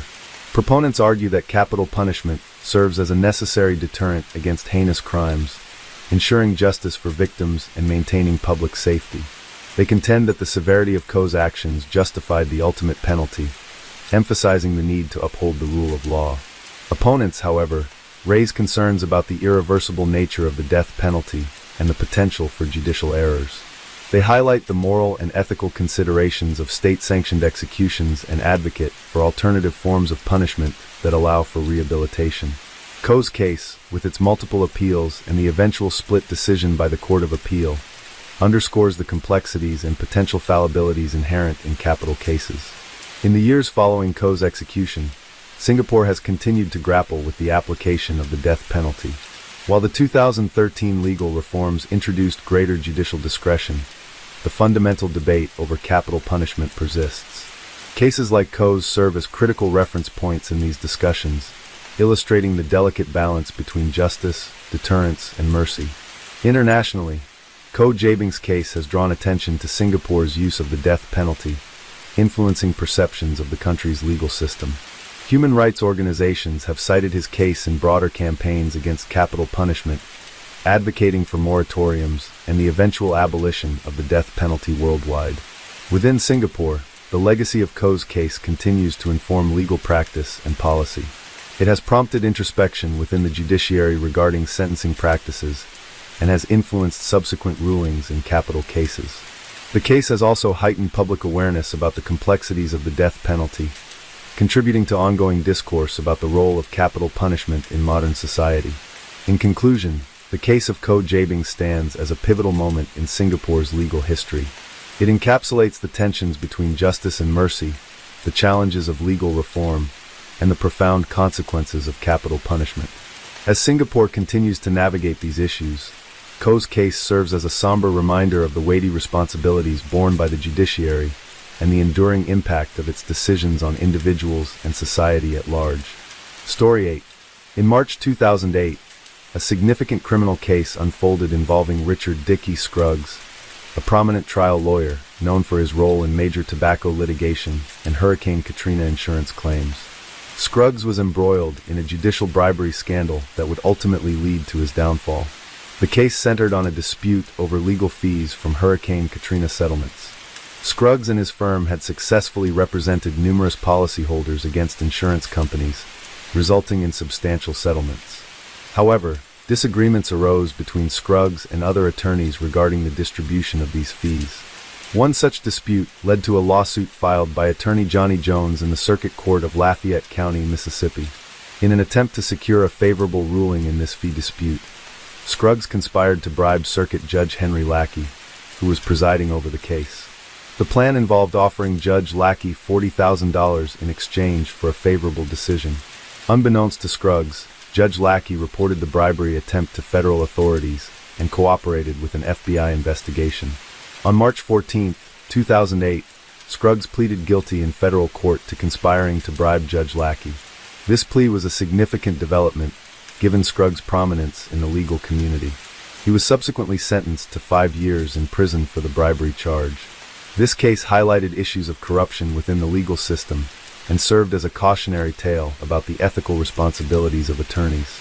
Scruggs' actions not only led to his personal downfall, but also cast a shadow over the legal victories he had previously achieved. The Scruggs bribery scandal underscored the importance of judicial integrity and the severe consequences of attempting to undermine the justice system through corrupt practices. The courtroom was eerily silent as Richard Scruggs stood before the judge, his once commanding presence now diminished by the weight of his crimes. The legal titan, who had built his career on taking down powerful corporations, was now at the mercy of the very system he had attempted to corrupt. His deep-set eyes, once filled with confidence, betrayed a hint of regret, perhaps not for his actions, but for the fact that he had been caught. The scandal had shaken the legal community to its core. Scruggs, once heralded as a champion of the people, had exposed the darker side of high-stakes litigation. It wasn't just about justice, it was about power, influence, and greed. The case had begun unraveling months before, when Judge Henry Lackey, a well-respected circuit judge in Mississippi, received an unusual offer. Through intermediaries, Scruggs' associates had attempted to persuade Lackey to rule in his favor in a bitter legal fee dispute. The amount in question was staggering, millions of dollars in legal fees stemming from Hurricane Katrina settlements. Scruggs, already wealthy beyond measure from his victories against big tobacco and insurance companies, wasn't satisfied. He wanted control over every cent. But Lackey wasn't the kind of man to be bought. Instead of entertaining the bribe, he did something that would change the course of Scruggs' life. He reported the attempt to federal authorities. The FBI quickly became involved, setting up an undercover sting operation that would ultimately trap Scruggs in his own web of corruption. Over the course of several months, agents recorded meetings, intercepted messages, and collected damning evidence. The government had built an airtight case, leaving Scruggs with no room to maneuver. By March 2008, the evidence was overwhelming. His associates, including his son Zach Scruggs, were also implicated, creating a scandal that extended beyond just one man. The legal community watched in disbelief as one of their most powerful figures faced the full force of federal prosecution. The plea deal was his only way out, a 5-year prison sentence in exchange for avoiding a lengthy trial that would have further exposed the underbelly of his legal empire. Inside the courtroom, Scruggs' once impeccable reputation lay in ruins. The very people who had once lauded his victories now whispered about his betrayal. It was a striking downfall, reminiscent of the very corporate executives he had once battled in court. The irony was inescapable. Scruggs had spent decades accusing insurance companies and tobacco giants of corruption, only to become the villain in his own story. As the judge delivered the sentence, Scruggs remained composed, though the weight of his fate was evident in the stiffness of his posture. The judge, in a measured tone, condemned his actions, emphasizing how his attempt to bribe a sitting judge had undermined the integrity of the judicial system. There was no leniency for a man who had spent his career navigating the law, only to disregard it when it no longer suited him. The press swarmed the courthouse steps as Scruggs was led away, their cameras flashing relentlessly, capturing every moment of his disgrace. The public, once enamored with his courtroom triumphs, now saw him in a different light, not as a hero, but as a cautionary tale. In the annals of legal history, his name would forever be associated not with justice, but with corruption. His 5-year sentence was just the beginning. The ramifications of his actions would ripple through the legal world for years to come. His son, Zach, would also plead guilty, his once promising legal career cut short before it had truly begun. Other associates faced their own consequences, their futures similarly tarnished by their association with Scruggs' scheme. In the end, Richard Scruggs had been undone by the very thing he had spent his career fighting against, greed. And as he was escorted away to begin his sentence, the world he had once dominated moved on, leaving behind nothing but the echoes of his downfall. Prison was a far cry from the high-powered law offices and courtrooms Richard Scruggs had once commanded. As he entered the federal penitentiary in Ashland, Kentucky, the reality of his downfall settled heavily upon him. No more tailored suits, no more multi-million-dollar settlements, no more deference from colleagues and judges, just the cold, monotonous routine of a convicted felon. For a man who had built his career on power and influence, the loss of control was the cruelest punishment of all. Inside, there were no special privileges. Though white-collar criminals were often housed separately from violent offenders, prison life was still a humiliating experience. Scruggs, once feared and respected in legal circles, was now just another inmate in a system he had spent his life navigating from the outside. He had to learn the unspoken rules of survival, just as he had once learned the intricacies of the law. The world outside moved on without him. The legal community dissected his case, using it as a cautionary tale for young lawyers about the dangers of hubris and unchecked ambition. His name, once synonymous with groundbreaking litigation, became a byword for corruption. Law students studied his downfall, and ethical discussions in legal classrooms often cited his case as an example of how greed could consume even the most successful attorneys. Meanwhile, the impact of his conviction extended beyond his own suffering. His family bore the weight of his disgrace, particularly his son Zach, who had also pleaded guilty to lesser charges. Once poised to follow in his father's footsteps, Zach's career was effectively over before it had begun. The Scruggs name, which had once opened doors in Mississippi's legal and political circles, had become a stain rather than a badge of honor. Back in Mississippi, those who had once worked with Scruggs tried to distance themselves from the scandal. Former allies, eager to preserve their own reputations, downplayed their associations with him. Some whispered that his downfall was inevitable, that his arrogance had grown unchecked for too long. Others speculated about whether his past victories had been entirely above board, or if this bribery case was merely the first scandal to come to light. His former legal adversaries, many of whom had suffered defeat at his hands, watched with a mixture of vindication and disbelief. For years, Scruggs had been a force to be reckoned with in the courtroom, a man who could dismantle corporations and insurance companies with his aggressive litigation tactics. Now he was a man stripped of everything, his career, his wealth, his freedom. As the months in prison passed, Scruggs had time to reflect on the choices that had led him there. He had once believed himself untouchable, a legal warrior who played by his own rules. But in the end, the system he had manipulated had closed in on him, proving that even the most powerful could fall.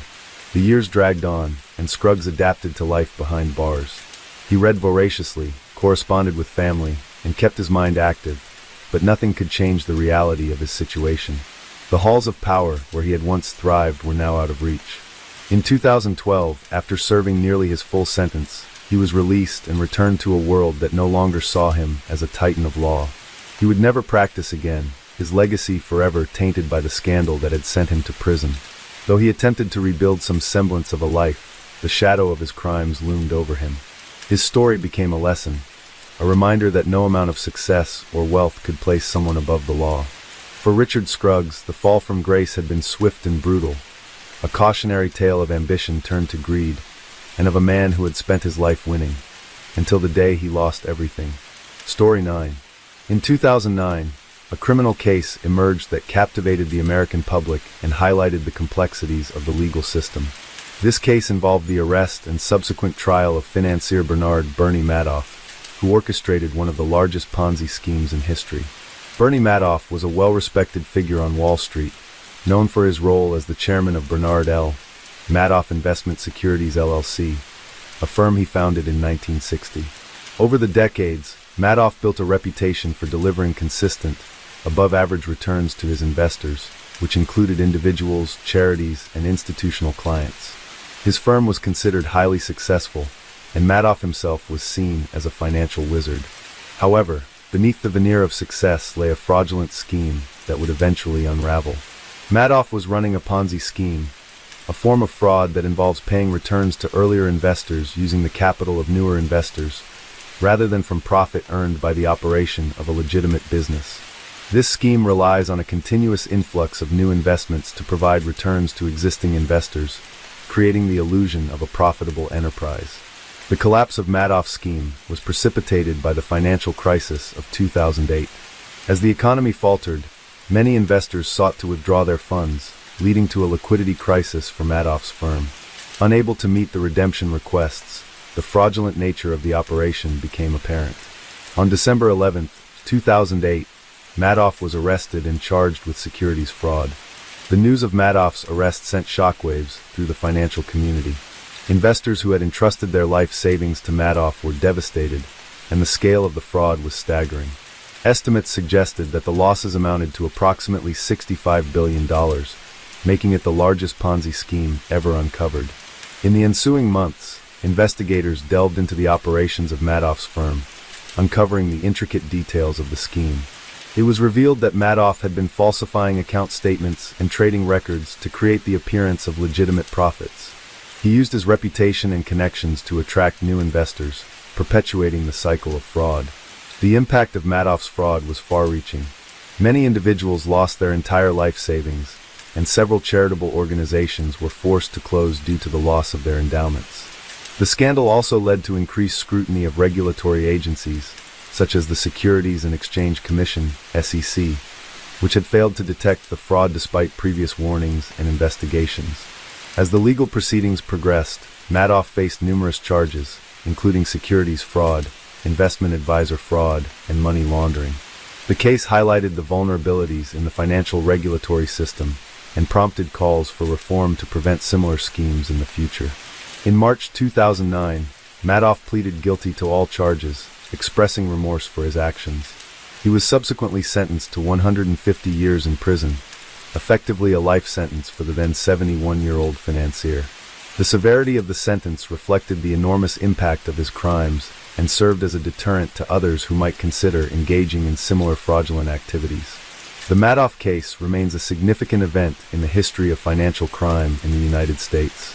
It serves as a stark reminder of the potential for fraud within the financial system and underscores the importance of robust regulatory oversight to protect investors and maintain the integrity of the markets. It had been years since Bernard Madoff was sentenced, yet the reverberations of his crimes continued to echo through the financial world, the lives of his victims, and even within the walls of the prison he now called home. His fall from grace had been swift and absolute, reducing the once revered financier to nothing more than an inmate, stripped of the power and influence he had wielded for decades. The man who once controlled billions now spent his days in a small cell, surrounded by criminals from entirely different walks of life.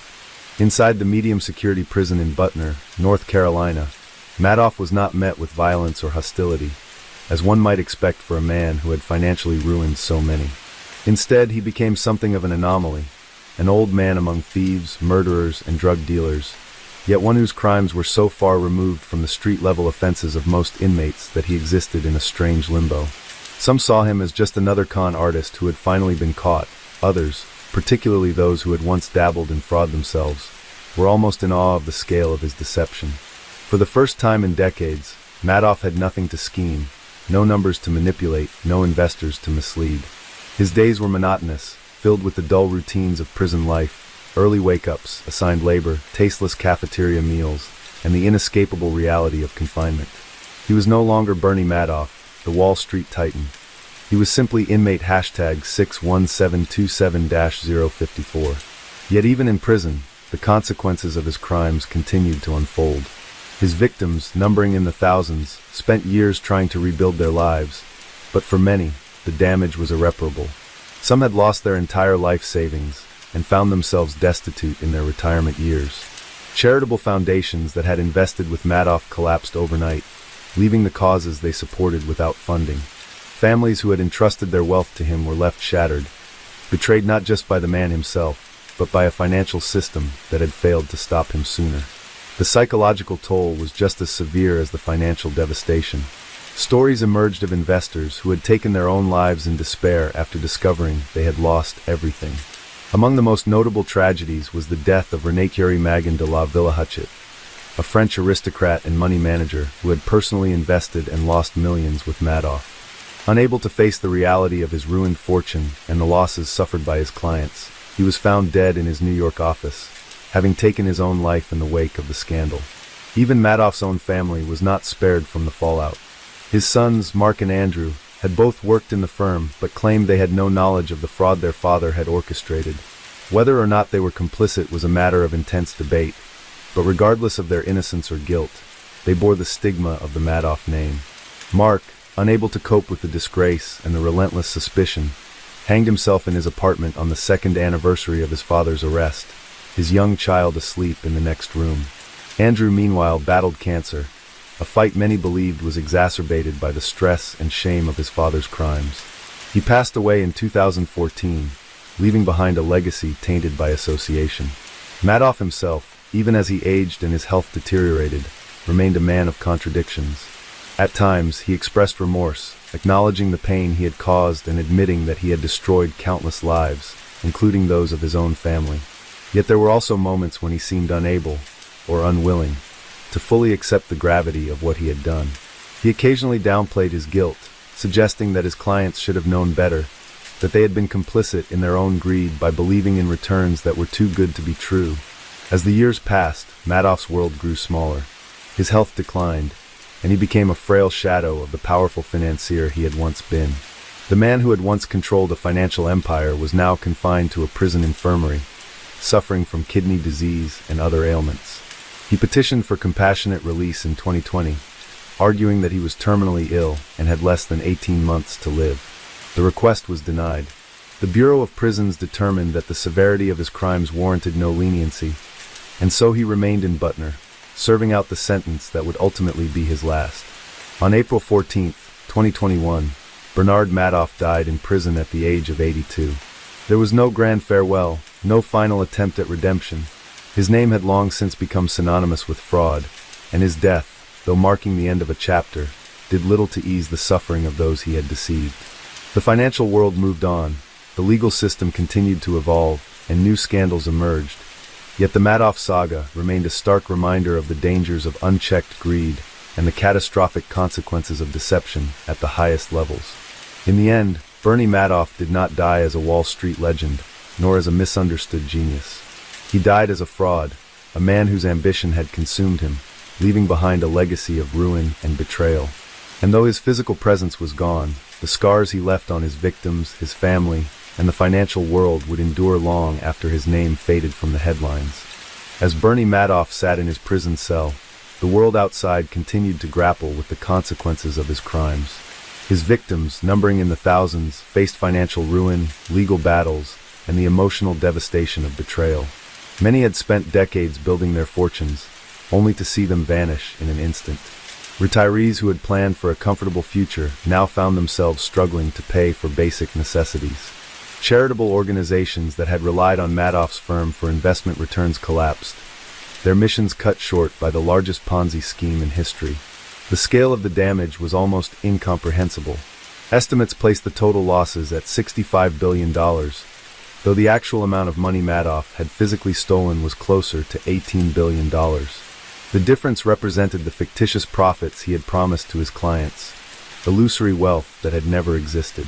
When the scheme imploded in December 2008, it was not just a financial disaster, but a profound betrayal that shook the foundations of trust in the financial system. Investigations into how Madoff had managed to maintain his fraud for so long revealed deep failures within the regulatory system. The Securities and Exchange Commission, SEC, the government agency responsible for policing Wall Street, had received multiple warnings about Madoff's suspiciously consistent returns over the years. One of the most damning reports came from a financial analyst named Harry Markopoulos, who had repeatedly alerted regulators that Madoff's operation was mathematically impossible. Despite these warnings, Madoff was never properly investigated until it was too late.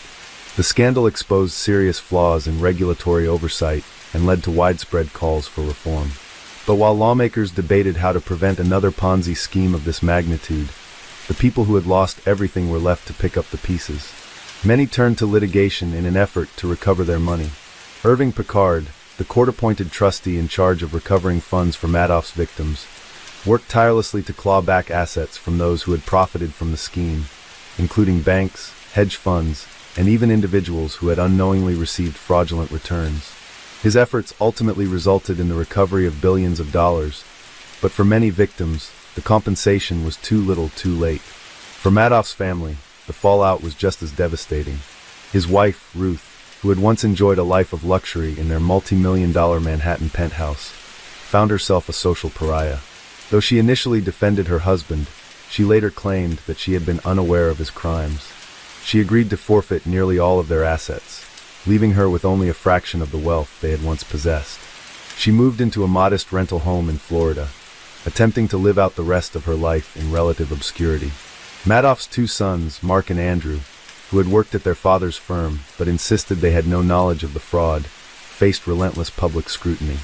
Many refused to believe that they had been unaware of the scheme, and they struggled to escape the stigma of their last name. The pressure proved too much for Mark, who took his own life in December 2010, exactly 2 years after his father's arrest. He was found hanged in his apartment, leaving behind a wife and 2 children. Andrew, meanwhile, was diagnosed with a rare form of cancer, which he had initially beaten years before. But the stress of the scandal, combined with the grief of his brother's death, took its toll. He died in 2014 at the age of 48. Even in prison, Madoff could not escape the consequences of his actions. Though he was housed in a relatively low-security facility, he was not treated with any special deference. Fellow inmates, some of whom had committed violent crimes, saw him as nothing more than another con-man who had finally been caught. Some reportedly expressed grudging respect for the scale of his fraud, while others viewed him with contempt. As he aged, Madoff's health deteriorated. He suffered from kidney disease, heart problems, and other ailments common among elderly prisoners. He applied for compassionate release in 2020, claiming that he was terminally ill and had less than 2 years to live. His request was denied. The judge overseeing his case ruled that the severity of his crimes outweighed any consideration for early release. On April 14, 2021, Bernie Madoff died in prison at the age of 82. There was no public memorial, no outpouring of grief from friends or colleagues. His death was met with little sympathy, as the world remembered him not as a financial genius, but as a symbol of greed and deception. His legacy was forever tarnished, his name synonymous with the very worst abuses of power in the financial world. The Madoff scandal left behind lasting lessons. It demonstrated the dangers of unchecked greed, the failures of financial oversight, and the devastating impact of white-collar crime on ordinary people. Though laws were strengthened in the wake of the scandal, and financial regulations were tightened, the question remained: could something like this happen again? Many believed that as long as greed existed, so too would the temptation to cheat the system. For the thousands of people whose lives were upended by Madoff's fraud, his death brought little closure. Their money was gone, their trust shattered, their futures forever altered. Some found solace in the small victories, the recovered assets, the legal reforms, the knowledge that Madoff had spent his final years in disgrace. But the pain of betrayal, the sense of having been deceived by a man they had trusted, could never be fully erased. And so, Bernie Madoff faded into history, not as a Wall Street legend, but as a cautionary tale. A reminder that even the most respected figures can be capable of unimaginable deceit, and that in the world of finance, if something seems too good to be true, it probably is. Story 10. In 2009, Japan was shaken by a criminal case that exposed the dark side of the country's burgeoning online dating culture. Kane Kojima, a 34-year-old woman from Hokkaido, was arrested and later convicted for the murders of 3 men she had met through marriage-hunting websites, known in Japan as konkatsu sites. Her case, which became widely known as the konkatsu killer case, highlighted the potential dangers lurking in the pursuit of love in the digital age. Kojima presented herself as a charming and sophisticated woman, often fabricating stories about her background to attract potential partners. She claimed to be a piano instructor and food coordinator, and even alleged that her father was a professor at the University of Tokyo. These fabrications, combined with her persuasive demeanor, allowed her to gain the trust of several men, many of whom were seeking marriage. The first known victim was 53-year-old Takao Terada, a salaryman from Ulm, Tokyo. In January 2009, Terada was found dead in his home from carbon monoxide poisoning. At the time, his death was ruled a suicide and no autopsy was performed. It was later revealed that shortly before his death, approximately 17 million yen had been transferred from Terada's bank account to Kojima's account. In May 2009, 80-year-old Kenzo Ando from Noda, Chiba Prefecture, died in a house fire that was initially believed to be accidental. However, further investigation revealed that several Yeontan charcoal briquettes had been placed near his body, suggesting that the cause of death was carbon monoxide poisoning. Kojima had stolen valuable paintings from Ando's house and withdrew 1.9 million yen from his bank account immediately after his death. The case that ultimately led to Kojima's arrest was the death of 41-year-old Yoshiyuki Oid from Tokyo. In August 2009, Oid was found dead in a rental car parked in Saitama Prefecture, with the cause of death determined to be carbon monoxide poisoning. Investigators found inconsistencies in the suicide theory and discovered that Kojima had received about 4.7 million yen from Oid under the pretense of marriage. As investigators delved deeper into Kojima's past, they uncovered a pattern of suspicious deaths among men she had been involved with. While she was only convicted for the murders of Terada, Ando, and Oid, authorities suspected her involvement in at least 4 other deaths dating back to 2007. In each case, the victims had transferred significant sums of money to Kojima before their untimely deaths. Kojima's trial garnered massive media attention in Japan, with the public fascinated by the juxtaposition of her outward appearance and the heinous nature of her crimes. In 2012, she was found guilty of murder and sentenced to death. Her case served as a stark reminder of the potential perils of online dating and the lengths to which individuals might go to exploit the vulnerabilities of those seeking companionship. The Konkatsu killer case also prompted discussions about the need for greater regulation and safety measures on dating platforms, as well as the importance of thorough background checks and the exercise of caution when forming relationships in the digital realm. As the investigation into Kane Kojima deepened, law enforcement and prosecutors faced a significant challenge in proving her guilt beyond a reasonable doubt. Unlike violent murders that left behind clear physical evidence, her method relied on subterfuge, manipulation, and the careful staging of deaths to appear as suicides or accidents. Investigators knew they needed more than circumstantial evidence to convict her, and they began meticulously reconstructing her relationships with the victims, analyzing financial transactions, and interviewing former acquaintances who had narrowly escaped falling victim to her schemes. One of the most disturbing aspects of Kojima's crimes was her ability to identify vulnerable men, those who were lonely, desperate for companionship, and often financially stable enough to support her extravagant lifestyle.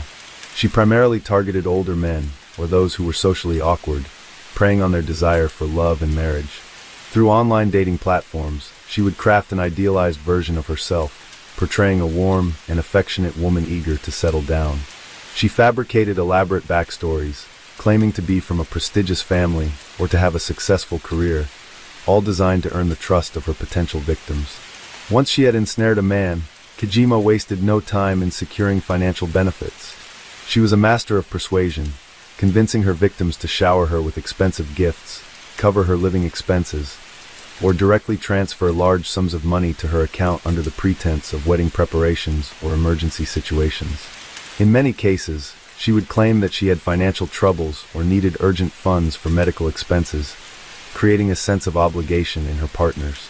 The men, enamored by her charm and the illusion of a future together, willingly handed over their money, unaware that they were financing their own demise.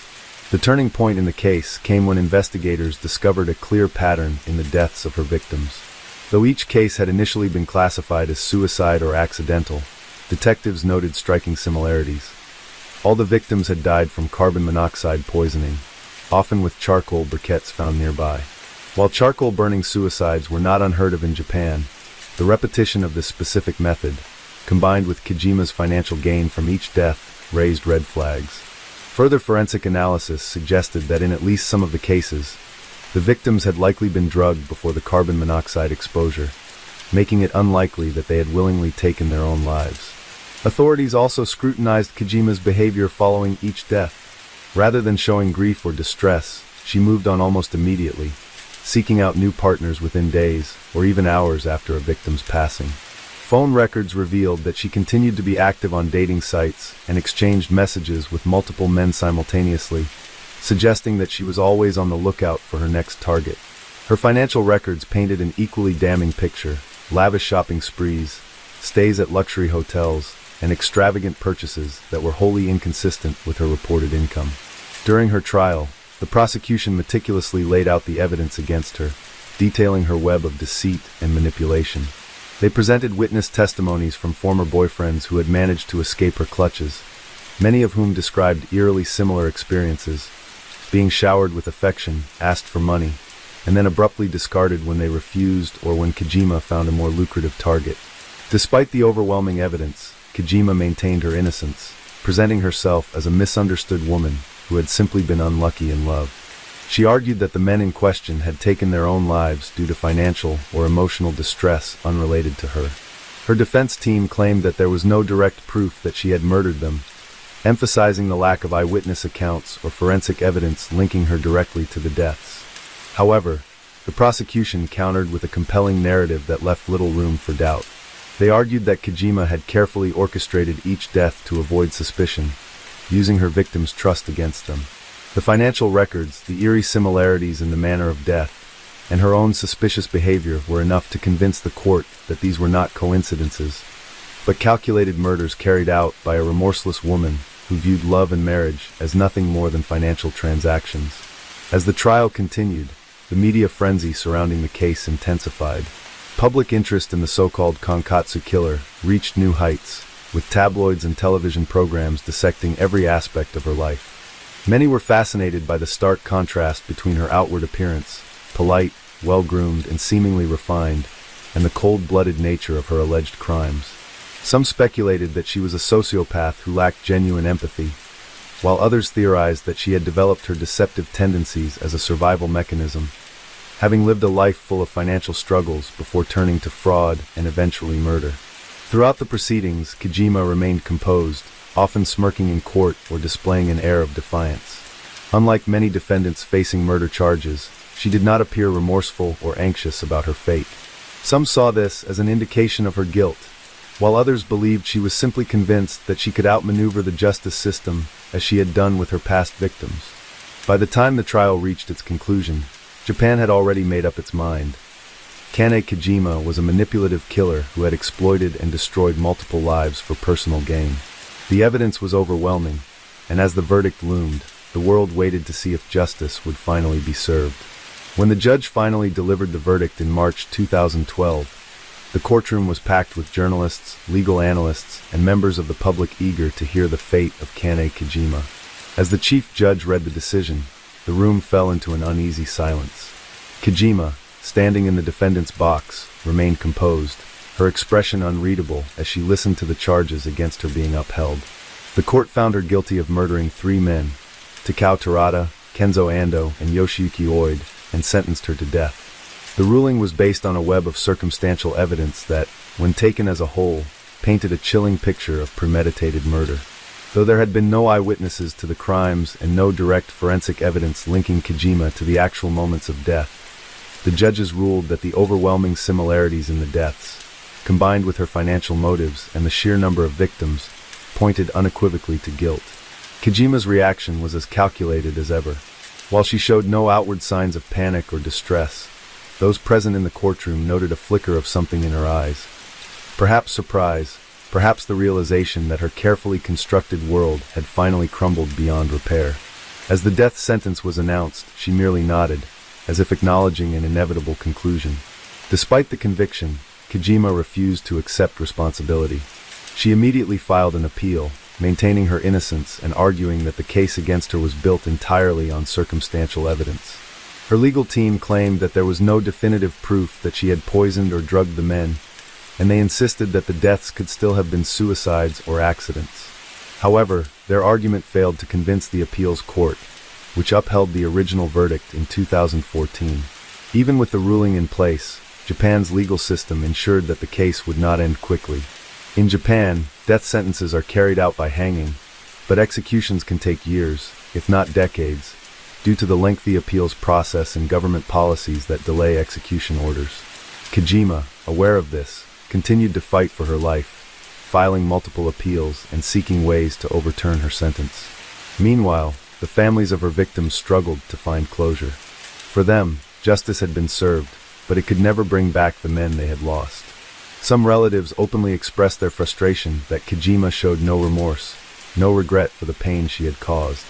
Others worried that her execution might never come, leaving them in a perpetual state of limbo. In the years following her conviction, Kojima became something of a notorious figure within Japan's criminal history. She was often compared to past female killers, such as Masumi Hayashi, who had poisoned several people with arsenic, and Miyuki Yuta, who had drugged and drowned 2 men for financial gain. However, Kojima's case was unique in the way she used emotional manipulation rather than brute force, and in how she exploited modern dating culture to fuel her crimes. Her case also led to discussions about the vulnerabilities of online dating.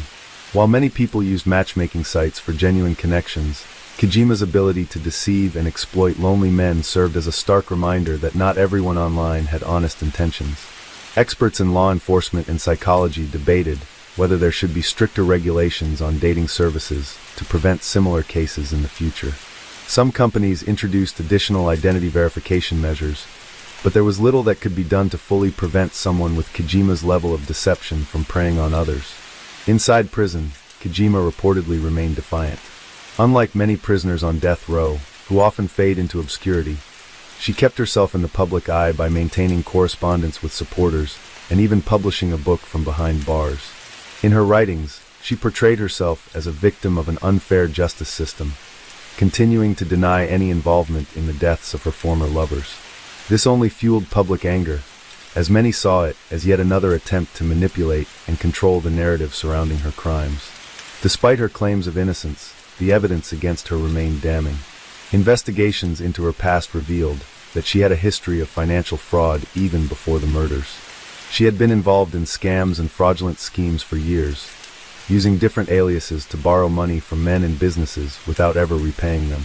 Police suspected that she had been refining her techniques long before she escalated to murder, suggesting that the killings were not random acts of desperation, but the result of years of practice in deception and financial exploitation. As Kojima awaited her fate, the debate over her punishment continued. Some legal experts questioned whether the death penalty was the appropriate sentence, arguing that without direct forensic proof of murder, she should have been given life imprisonment instead. Others pointed out that Japan's judicial system had rarely handed down the death sentence to women, making her case an unusual precedent. However, the general public had little sympathy for her. The sheer coldness of her actions, the deliberate way she targeted and disposed of vulnerable men, and her complete lack of remorse made her one of the most despised criminals in modern Japanese history. Years passed, and Kojima remained in her cell, appealing her sentence at every opportunity. Unlike other inmates on death row, who often isolate themselves, she continued to engage with the media and legal system, refusing to fade into the background. Whether she would ultimately be executed or continue to fight her sentence indefinitely remained uncertain. But no matter what happened, one thing was clear. Kane Kojima would forever be remembered not as a woman seeking love, but as a predator who used romance as a weapon, a woman who lured men with the promise of companionship, only to leave them penniless and dead. And in that legacy, she ensured that her name would remain etched in the annals of crime history, a cautionary tale of deception, greed, and the darkness that can sometimes lurk behind a smiling face. Story 11. In 2009, Indonesia was captivated by a legal case that underscored the tensions between freedom of expression and defamation laws in the digital age. Prita Mulyasari, a 32-year-old housewife and mother of two, found herself at the center of a national controversy after she was sued by Omni International Hospital in Tangerang for defamation. Her alleged crime? Sending an email to friends detailing her dissatisfaction with the hospital's services, which subsequently went viral. Prita's ordeal began in August 2008 when she sought treatment at Omni Hospital for what was initially diagnosed as dengue fever. Dissatisfied with the care she received and the hospital's handling of her condition, she composed an email expressing her grievances and warning others about her experience. This email, intended for a private audience, quickly spread across the internet, reaching online forums and social media platforms. The hospital responded by filing both civil and criminal defamation charges against Prita, citing reputational damage. In May 2009, the Tangerang District Court found her guilty in the civil case, ordering her to pay a fine of 204 million rupiah, approximately $20,500. Concurrently, the criminal case led to her detention, sparking widespread public outrage. The case highlighted the overreaction of Indonesian prosecutors when presented with cases being pursued by influential individuals and companies. Due to the proximity of the presidential elections in July 2009, the various candidates either visited Prita Mulyasari in jail or publicly commented on the case. Support from a group on MySpace attracted considerable support as well as Indonesian blog sites. The case brought attention to clauses of the Indonesian Information and Electronic Transaction Law, which are currently being challenged and questioned as a result of Prita Mulyasari's case. Prita was fined 204 million Indonesian rupiah, $20,500, causing support for her to grow stronger. A mailing list and Facebook group called Coin Untuk Prita started raising money from people throughout Indonesia. People started collecting coins to help Prita to pay the fine. Seeing the huge support for Prita, Omni International Hospital dropped the civil lawsuit. The Supreme Court of Indonesia in June 2012 overturned Prita's conviction and jail sentence. The Prita Mulyasari case became a landmark moment in Indonesia's legal and social landscape, highlighting the challenges of balancing defamation laws with freedom of expression in the digital era. It underscored the need for legal reforms to protect individuals' rights to voice their opinions without fear of undue legal repercussions, especially in matters of public interest. As Prida Mulyasari sat in her small cell at the Tangerang Women's Prison, she struggled to grasp how a simple email meant for close friends had spiraled into a national controversy. She had never imagined that expressing her personal frustration about a hospital visit would lead to a legal battle that could change the course of her life. With 2 young children at home, her greatest fear was not the prison walls that now surrounded her, but the thought of being separated from them for years. The charges against her stemmed from Indonesia's strict defamation laws, which were embedded in both the criminal code and the more recent Electronic Information and Transactions (ITE) law. The latter, passed in 2008, had introduced new regulations on digital communication, making it easier for individuals and corporations to pursue defamation cases based on online statements. Under this law, even private emails or social media posts could be deemed criminal if they were seen as damaging to someone's reputation. Omni International Hospital, the plaintiff in her case, argued that Prida's email had tarnished their reputation, causing patients to lose trust in their services. They claimed financial losses as a result of the negative publicity. The hospital's legal team pushed aggressively for her conviction, despite growing public sympathy for her plight. Many Indonesians saw the lawsuit as a case of corporate bullying, a powerful institution using the legal system to silence an ordinary citizen. Public support for Prida grew rapidly. Her story spread across newspapers, radio, and television, turning her into an unexpected symbol of resistance against Indonesia's outdated defamation laws.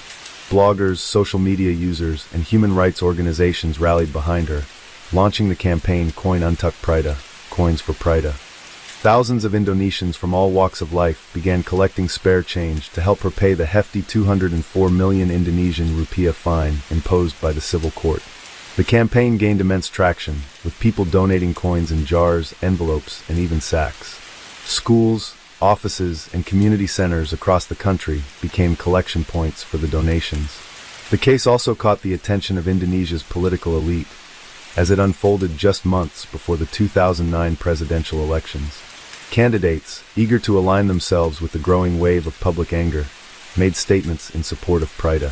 Some visited her in prison, while others called for a review of the defamation laws that had led to her prosecution. The controversy became a rallying point for discussions about freedom of speech, the influence of corporations in legal matters, and the need for judicial reform. As Prida awaited trial for the criminal case, her defense team worked tirelessly to challenge the charges. They argued that she had never intended to defame the hospital. Her email was a private correspondence expressing personal dissatisfaction. The hospital, they contended, had turned a minor grievance into a full-scale legal attack, seeking to set an example that would deter others from criticizing them in the future. Inside the courtroom, the prosecution presented evidence of the email's widespread circulation as proof that Prida's words had caused harm to the hospital's reputation.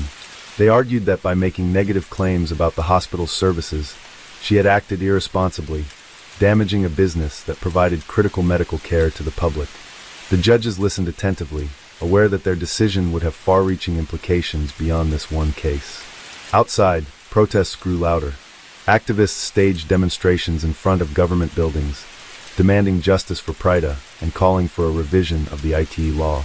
Hashtags supporting her trended on social media, and journalists wrote editorials questioning whether Indonesia was becoming a country where citizens could no longer speak freely without fear of imprisonment. The sheer scale of the public backlash began to put pressure on the judiciary. In late 2009, under immense scrutiny, the Supreme Court overturned Prida's civil fine. However, the criminal case still loomed over her, and she remained in legal limbo, facing the possibility of a prison sentence. Despite the legal uncertainty, the Coin Untuk Prida campaign continued to grow. By the end of the year, donations had exceeded the amount originally required to pay the fine. Seeing the overwhelming support she had received, Omni International Hospital abruptly withdrew its civil lawsuit, a move widely seen as an attempt to salvage its reputation, which had been severely damaged by the public backlash. However, the criminal charges still needed to be resolved, and Prida remained on trial for alleged defamation. At this point, the case had become much more than just a dispute between a patient and a hospital. It had evolved into a symbol of the growing demand for reform in Indonesia's legal system. Lawyers, journalists, and civil society organizations used Prida's ordeal as a case study, urging the government to revise defamation laws that allowed powerful entities to silence ordinary citizens. Critics pointed out that many other Indonesians had been similarly targeted under the IT law, but lacked the public support and visibility that Prida had gained. Meanwhile, Prida's personal life remained in turmoil. Though she was allowed to reunite with her children while out on bail, the emotional toll of the trial weighed heavily on her. She faced constant media attention, with reporters following her every move. Supporters praised her as a hero, while others viewed her as an unintended symbol of a broken legal system. As the trial neared its conclusion, the court faced a difficult decision. Would they uphold the defamation charges and sentence a mother of two to prison for writing an email? Or would they acknowledge the growing demand for legal reform and acquit her? For Prida, the uncertainty was agonizing. She had never set out to become a public figure or a political symbol. She simply wanted to share her experience as a dissatisfied patient. Now, she stood at the center of a national legal battle that would determine the future of free expression in Indonesia. As the final days of Prida Mulyasari's trial approached, the atmosphere in Indonesia was charged with anticipation. The case had long since evolved from a personal legal battle into a symbol of broader societal issues: freedom of speech, corporate power, and the weaknesses in Indonesia's defamation laws. The courtroom was packed with journalists, legal analysts, and supporters who had followed her case for months. Across the country, people debated whether the judiciary would bow to public pressure or stand firm on the defamation charges against her. Despite the withdrawal of the civil lawsuit by Omni International Hospital, the criminal case remained unresolved. The prosecution insisted that Prida's email had violated the controversial 2008 Electronic Information and Transactions (IT) law, which made defamation via digital communication a criminal offense. The law was originally designed to combat cybercrime, but had instead been weaponized by powerful institutions to silence criticism. Lawyers and human rights activists had long criticized it, arguing that it allowed for vague interpretations that could be used to imprison individuals for simply sharing opinions online. Prida had become its most high-profile victim. The defense team presented its closing arguments with a sense of urgency. They reiterated that Prida had never intended to make her email public. It had been a private message sent to a few friends, only for it to be forwarded and shared beyond her control. They emphasized the importance of distinguishing between genuine defamation and personal opinions expressed in private communications. The defense argued that criminalizing such speech set a dangerous precedent, one that could discourage people from speaking out against wrongdoing in any industry. Outside the courthouse, a growing crowd of supporters held signs reading "Bebaskan Prida," "Free Prida," and "Revisi UIT," "Revise the IT law." The protests were peaceful, but the message was clear.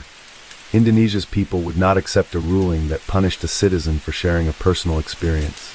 The legal system was at a crossroads, facing a decision that could either affirm the country's commitment to justice or expose the imbalance of power between ordinary people and corporations. The verdict was finally delivered on December 29, 2009. As the judge read aloud the decision, the courtroom fell silent. In a surprising turn, the panel of judges acquitted Prida of all charges, citing a lack of sufficient evidence that her email had been intentionally defamatory. The ruling acknowledged that while the hospital may have suffered reputational damage, there was no proof that Prida had acted with malicious intent. The court also recognized the overwhelming public support for her case, noting that the widespread outrage had demonstrated the urgent need to re-examine Indonesia's defamation laws. For a brief moment, Prida was too stunned to react. Then, tears welled up in her eyes as she realized the weight of what had just happened. She was free. No prison sentence, no criminal record, just the long, exhausting nightmare finally coming to an end. As her supporters erupted in cheers, she turned to her lawyers, her husband, and the activists who had stood by her side throughout the ordeal, embracing them one by one. But while Prida had won her freedom, the battle for legal reform was far from over. Her case had exposed the dangers of the IT law, sparking widespread debate about its flaws. Legal experts pointed out that many others had been convicted under the same vague provisions, often without the media attention or public support that had helped Prida's case. Some were journalists, others were social media users who had merely expressed frustration about businesses or government services. The question remained, how many more would suffer before real change was made? In the aftermath of the case, public pressure on the government intensified. Lawmakers faced mounting calls to amend the IT law to prevent similar prosecutions in the future. Activists and civil rights groups continued to push for legal reforms, arguing that defamation should be treated as a civil matter rather than a criminal offense. The phrase "Koin Untuk Prida" had become more than just a fundraising campaign. It had transformed into a movement advocating for justice in Indonesia's legal system. Prida, however, was eager to return to normal life. In interviews following her acquittal, she expressed gratitude for the overwhelming support, but made it clear that she had no desire for fame. "I just want to be with my children," she told reporters. "I want to live peacefully and move on from this nightmare." She acknowledged that while her case had changed Indonesia in many ways, it had also taken a toll on her personal life. The stress, the public scrutiny, and the time spent away from her family had left lasting scars. Despite her reluctance to remain in the spotlight, Prida's name would forever be associated with the fight for digital freedom in Indonesia. Her case became a precedent, cited in future discussions on the misuse of defamation laws. Over the years, politicians and legal scholars continued to debate revisions to the IT law, with some amendments introduced in the following decade to prevent overly broad interpretations of defamation. For many Indonesians, Prida's story was a reminder that ordinary citizens could challenge injustice and win. It demonstrated the power of collective action, showing that when people united against unfair laws, they could force change. The Koin Untuk Prida movement had proven that no corporation, no law, and no government institution was beyond scrutiny when the people demanded accountability. Years after her acquittal, Prida's life gradually returned to normal. She kept a low profile, focusing on her family and personal well-being. Occasionally, she was invited to speak at legal forums and discussions about digital rights, but she preferred to stay out of the public eye. Still, her case remained a symbol, a landmark moment in Indonesia's legal history that challenged the boundaries of free speech and set the stage for future reforms. And though Prida Mulyasari never asked to be a hero, her fight for justice left a lasting impact, reminding the nation that sometimes, even the smallest voices could shake the foundations of power. Story 12. In 2009, India was shaken by a criminal case that exposed the deep-rooted issues of police misconduct and extrajudicial killings within its law enforcement agencies. The incident, known as the Dehradun encounter case, involved the killing of 22-year-old Rambir Singh, a recent MBA graduate, by members of the Uttarakhand police. This case not only highlighted the misuse of power by the police, but also ignited a nationwide debate on human rights and the need for accountability within the security forces. On July 3, 2009, Rambir Singh traveled from Ghaziabad to Dehradun for a job interview, hopeful about his future prospects. Unbeknownst to him, this day would mark the end of his life under circumstances that remain controversial and deeply troubling. According to police reports, Rambir was allegedly involved in an extortion attempt and, upon being intercepted by the police, fled the scene, leading to a chase that culminated in his death. The police claimed that Rambir was armed and had fired at them, necessitating retaliatory action. However, discrepancies in the police narrative soon emerged. Eyewitness accounts and forensic evidence contradicted the official version of events. Witnesses reported seeing Rambir being apprehended by the police without any resistance and later being taken to a secluded area. Forensic examinations revealed that Rambir had sustained multiple gunshot wounds at close range, suggesting a deliberate execution rather than a defensive encounter. These findings cast doubt on the police's claims of a shootout and pointed towards a staged encounter. The case garnered significant media attention, with widespread public outrage demanding justice for Rambir Singh. Human rights organizations condemned the incident, calling for a thorough and impartial investigation into the actions of the Uttarakhand police. The National Human Rights Commission, NHRC, took cognizance of the matter, emphasizing the need for accountability and the protection of citizens' rights against state excesses. In response to the mounting pressure, the Central Bureau of Investigation, CBI, was tasked with investigating the case. The CBI's inquiry led to the arrest of 17 police officers, marking one of the largest crackdowns on law enforcement personnel in a case of this nature. The accused officers faced charges including murder, kidnapping, and the destruction of evidence. The trial that ensued was closely watched, symbolizing a critical test of India's judicial system in addressing police brutality and ensuring justice for victims of state violence. The Dehradun encounter case served as a grim reminder of the prevalence of extrajudicial killings in India, often referred to as fake encounters. These incidents typically involve law enforcement officials killing individuals without due process, frequently under the pretext of self-defense or the prevention of crime. Such practices have been criticized for circumventing the legal system and violating fundamental human rights. The public outcry following Rambir Singh's death underscored the growing intolerance for such abuses of power. Citizens, civil society groups, and the media collectively called for systemic reforms to prevent future occurrences. The case highlighted the urgent need for implementing accountability mechanisms within the police force, including the establishment of independent oversight bodies, the adoption of body cameras, and the enforcement of strict protocols governing the use of force. As the legal proceedings progressed, the nation awaited the outcome, recognizing that the verdict would have far-reaching implications for the rule of law and human rights in India. The Dehradun encounter case not only sought justice for Rambir Singh, but also aimed to set a precedent in curbing police impunity and reinforcing the principles of democracy and justice in the country. In conclusion, the tragic death of Rambir Singh in 2009 illuminated the critical issues of police misconduct and the necessity for comprehensive reforms within India's law enforcement agencies. The case served as a catalyst for national introspection on the values of justice, accountability, and the protection of human rights, prompting a re-evaluation of the relationship between the state and its citizens. The investigation into the Dehradun encounter case quickly became a focal point of national attention, not only because of the brutal manner in which Rambir Singh was killed, but also due to the larger implications it had for law enforcement practices in India. As the Central Bureau of Investigation (CBI) began its probe, disturbing details emerged that challenged the official version of events provided by the Uttarakhand police. The inconsistencies in the police report, combined with forensic findings and eyewitness testimonies, painted a picture of premeditated execution rather than a lawful encounter.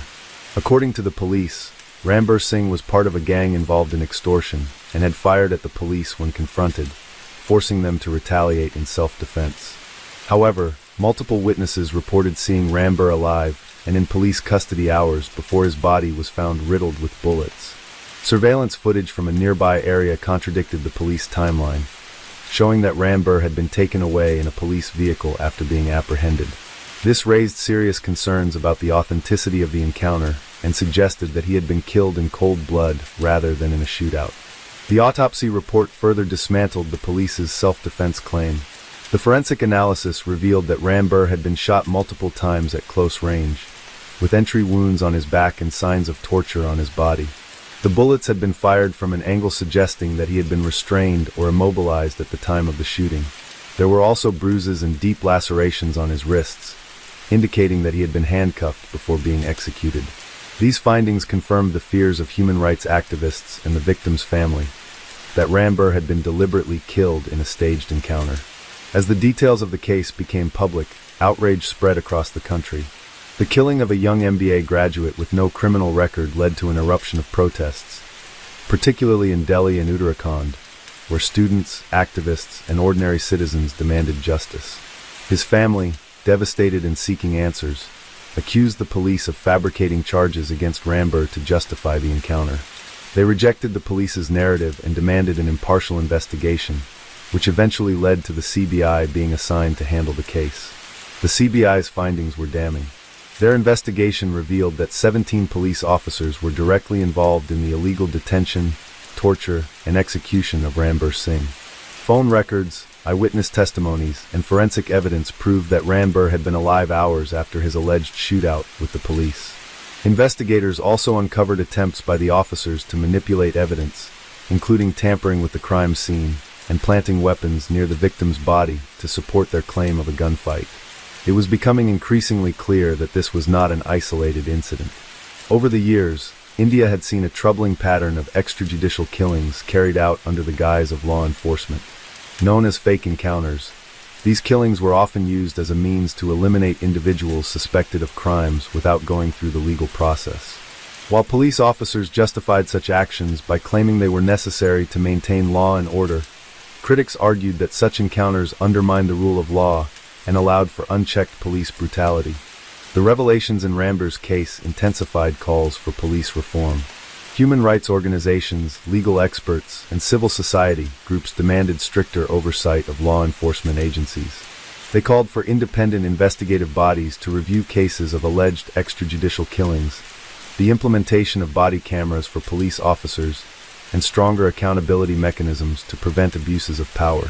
The Supreme Court of India had previously issued guidelines to prevent fake encounters, but Ramber's case demonstrated that these measures were either ignored or inadequately enforced. The legal proceedings against the accused officers were closely watched. Unlike in many past cases where police officers escaped punishment due to political connections or lack of evidence, the weight of the CBI's investigation ensured that the trial moved forward. The prosecution built its case on the forensic evidence, eyewitness accounts, and internal police records that contradicted the official reports.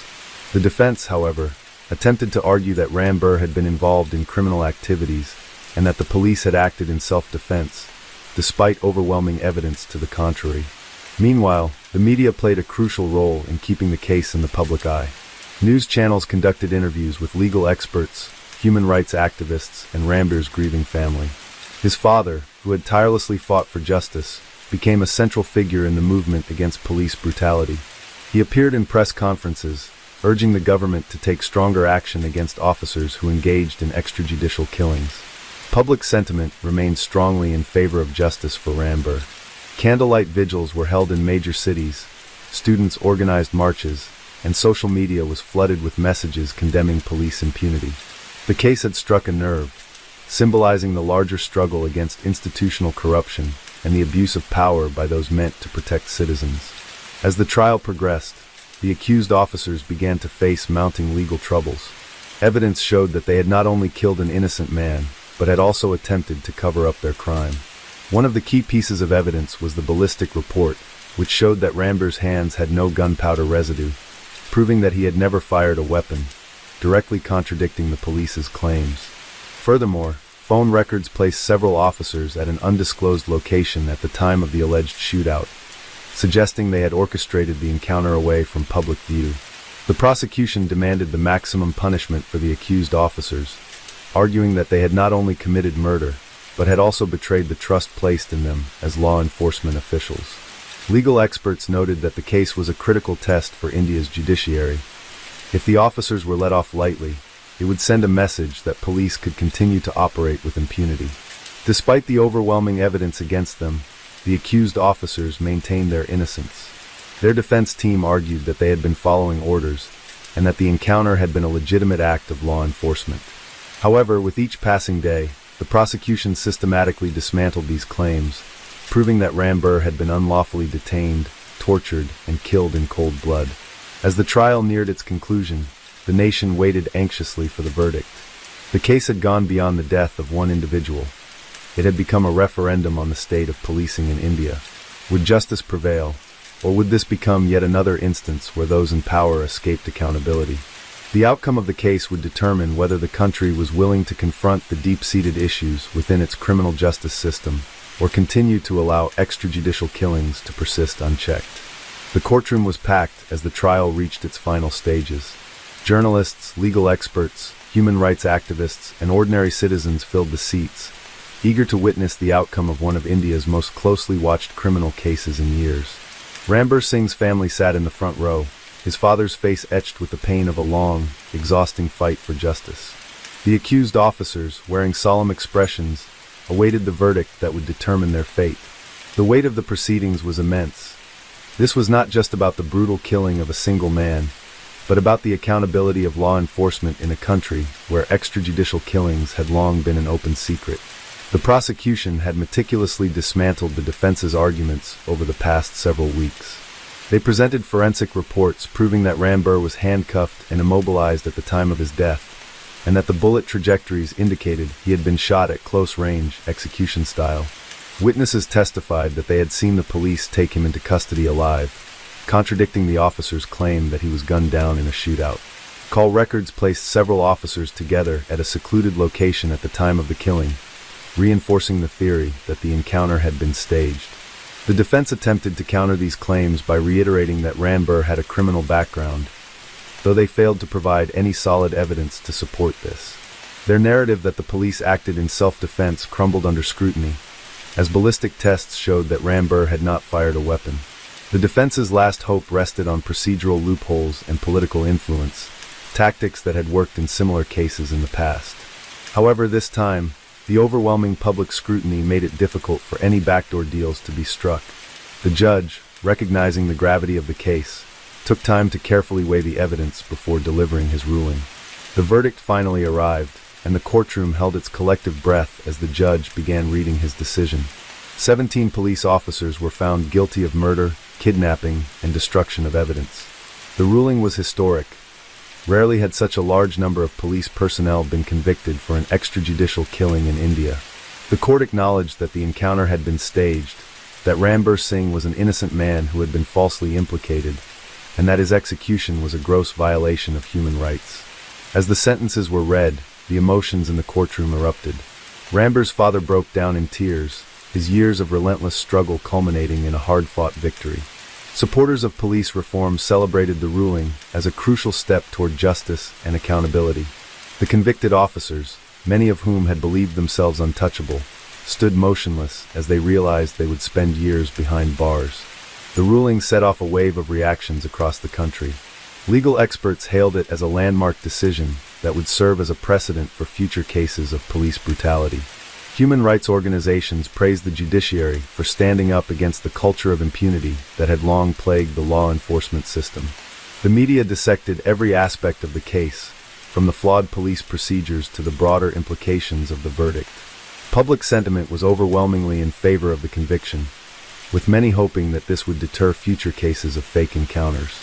However, not everyone was satisfied. Within law enforcement circles, there was unease over the ruling. Some officers argued that the verdict would discourage police from taking decisive action against criminals, fearing that every operation would be scrutinized under the assumption of misconduct. Others, however, saw the case as a necessary turning point, a moment of reckoning that would force the police to operate within the boundaries of the law rather than outside it. The government, under pressure to respond, announced a series of measures aimed at preventing future extrajudicial killings.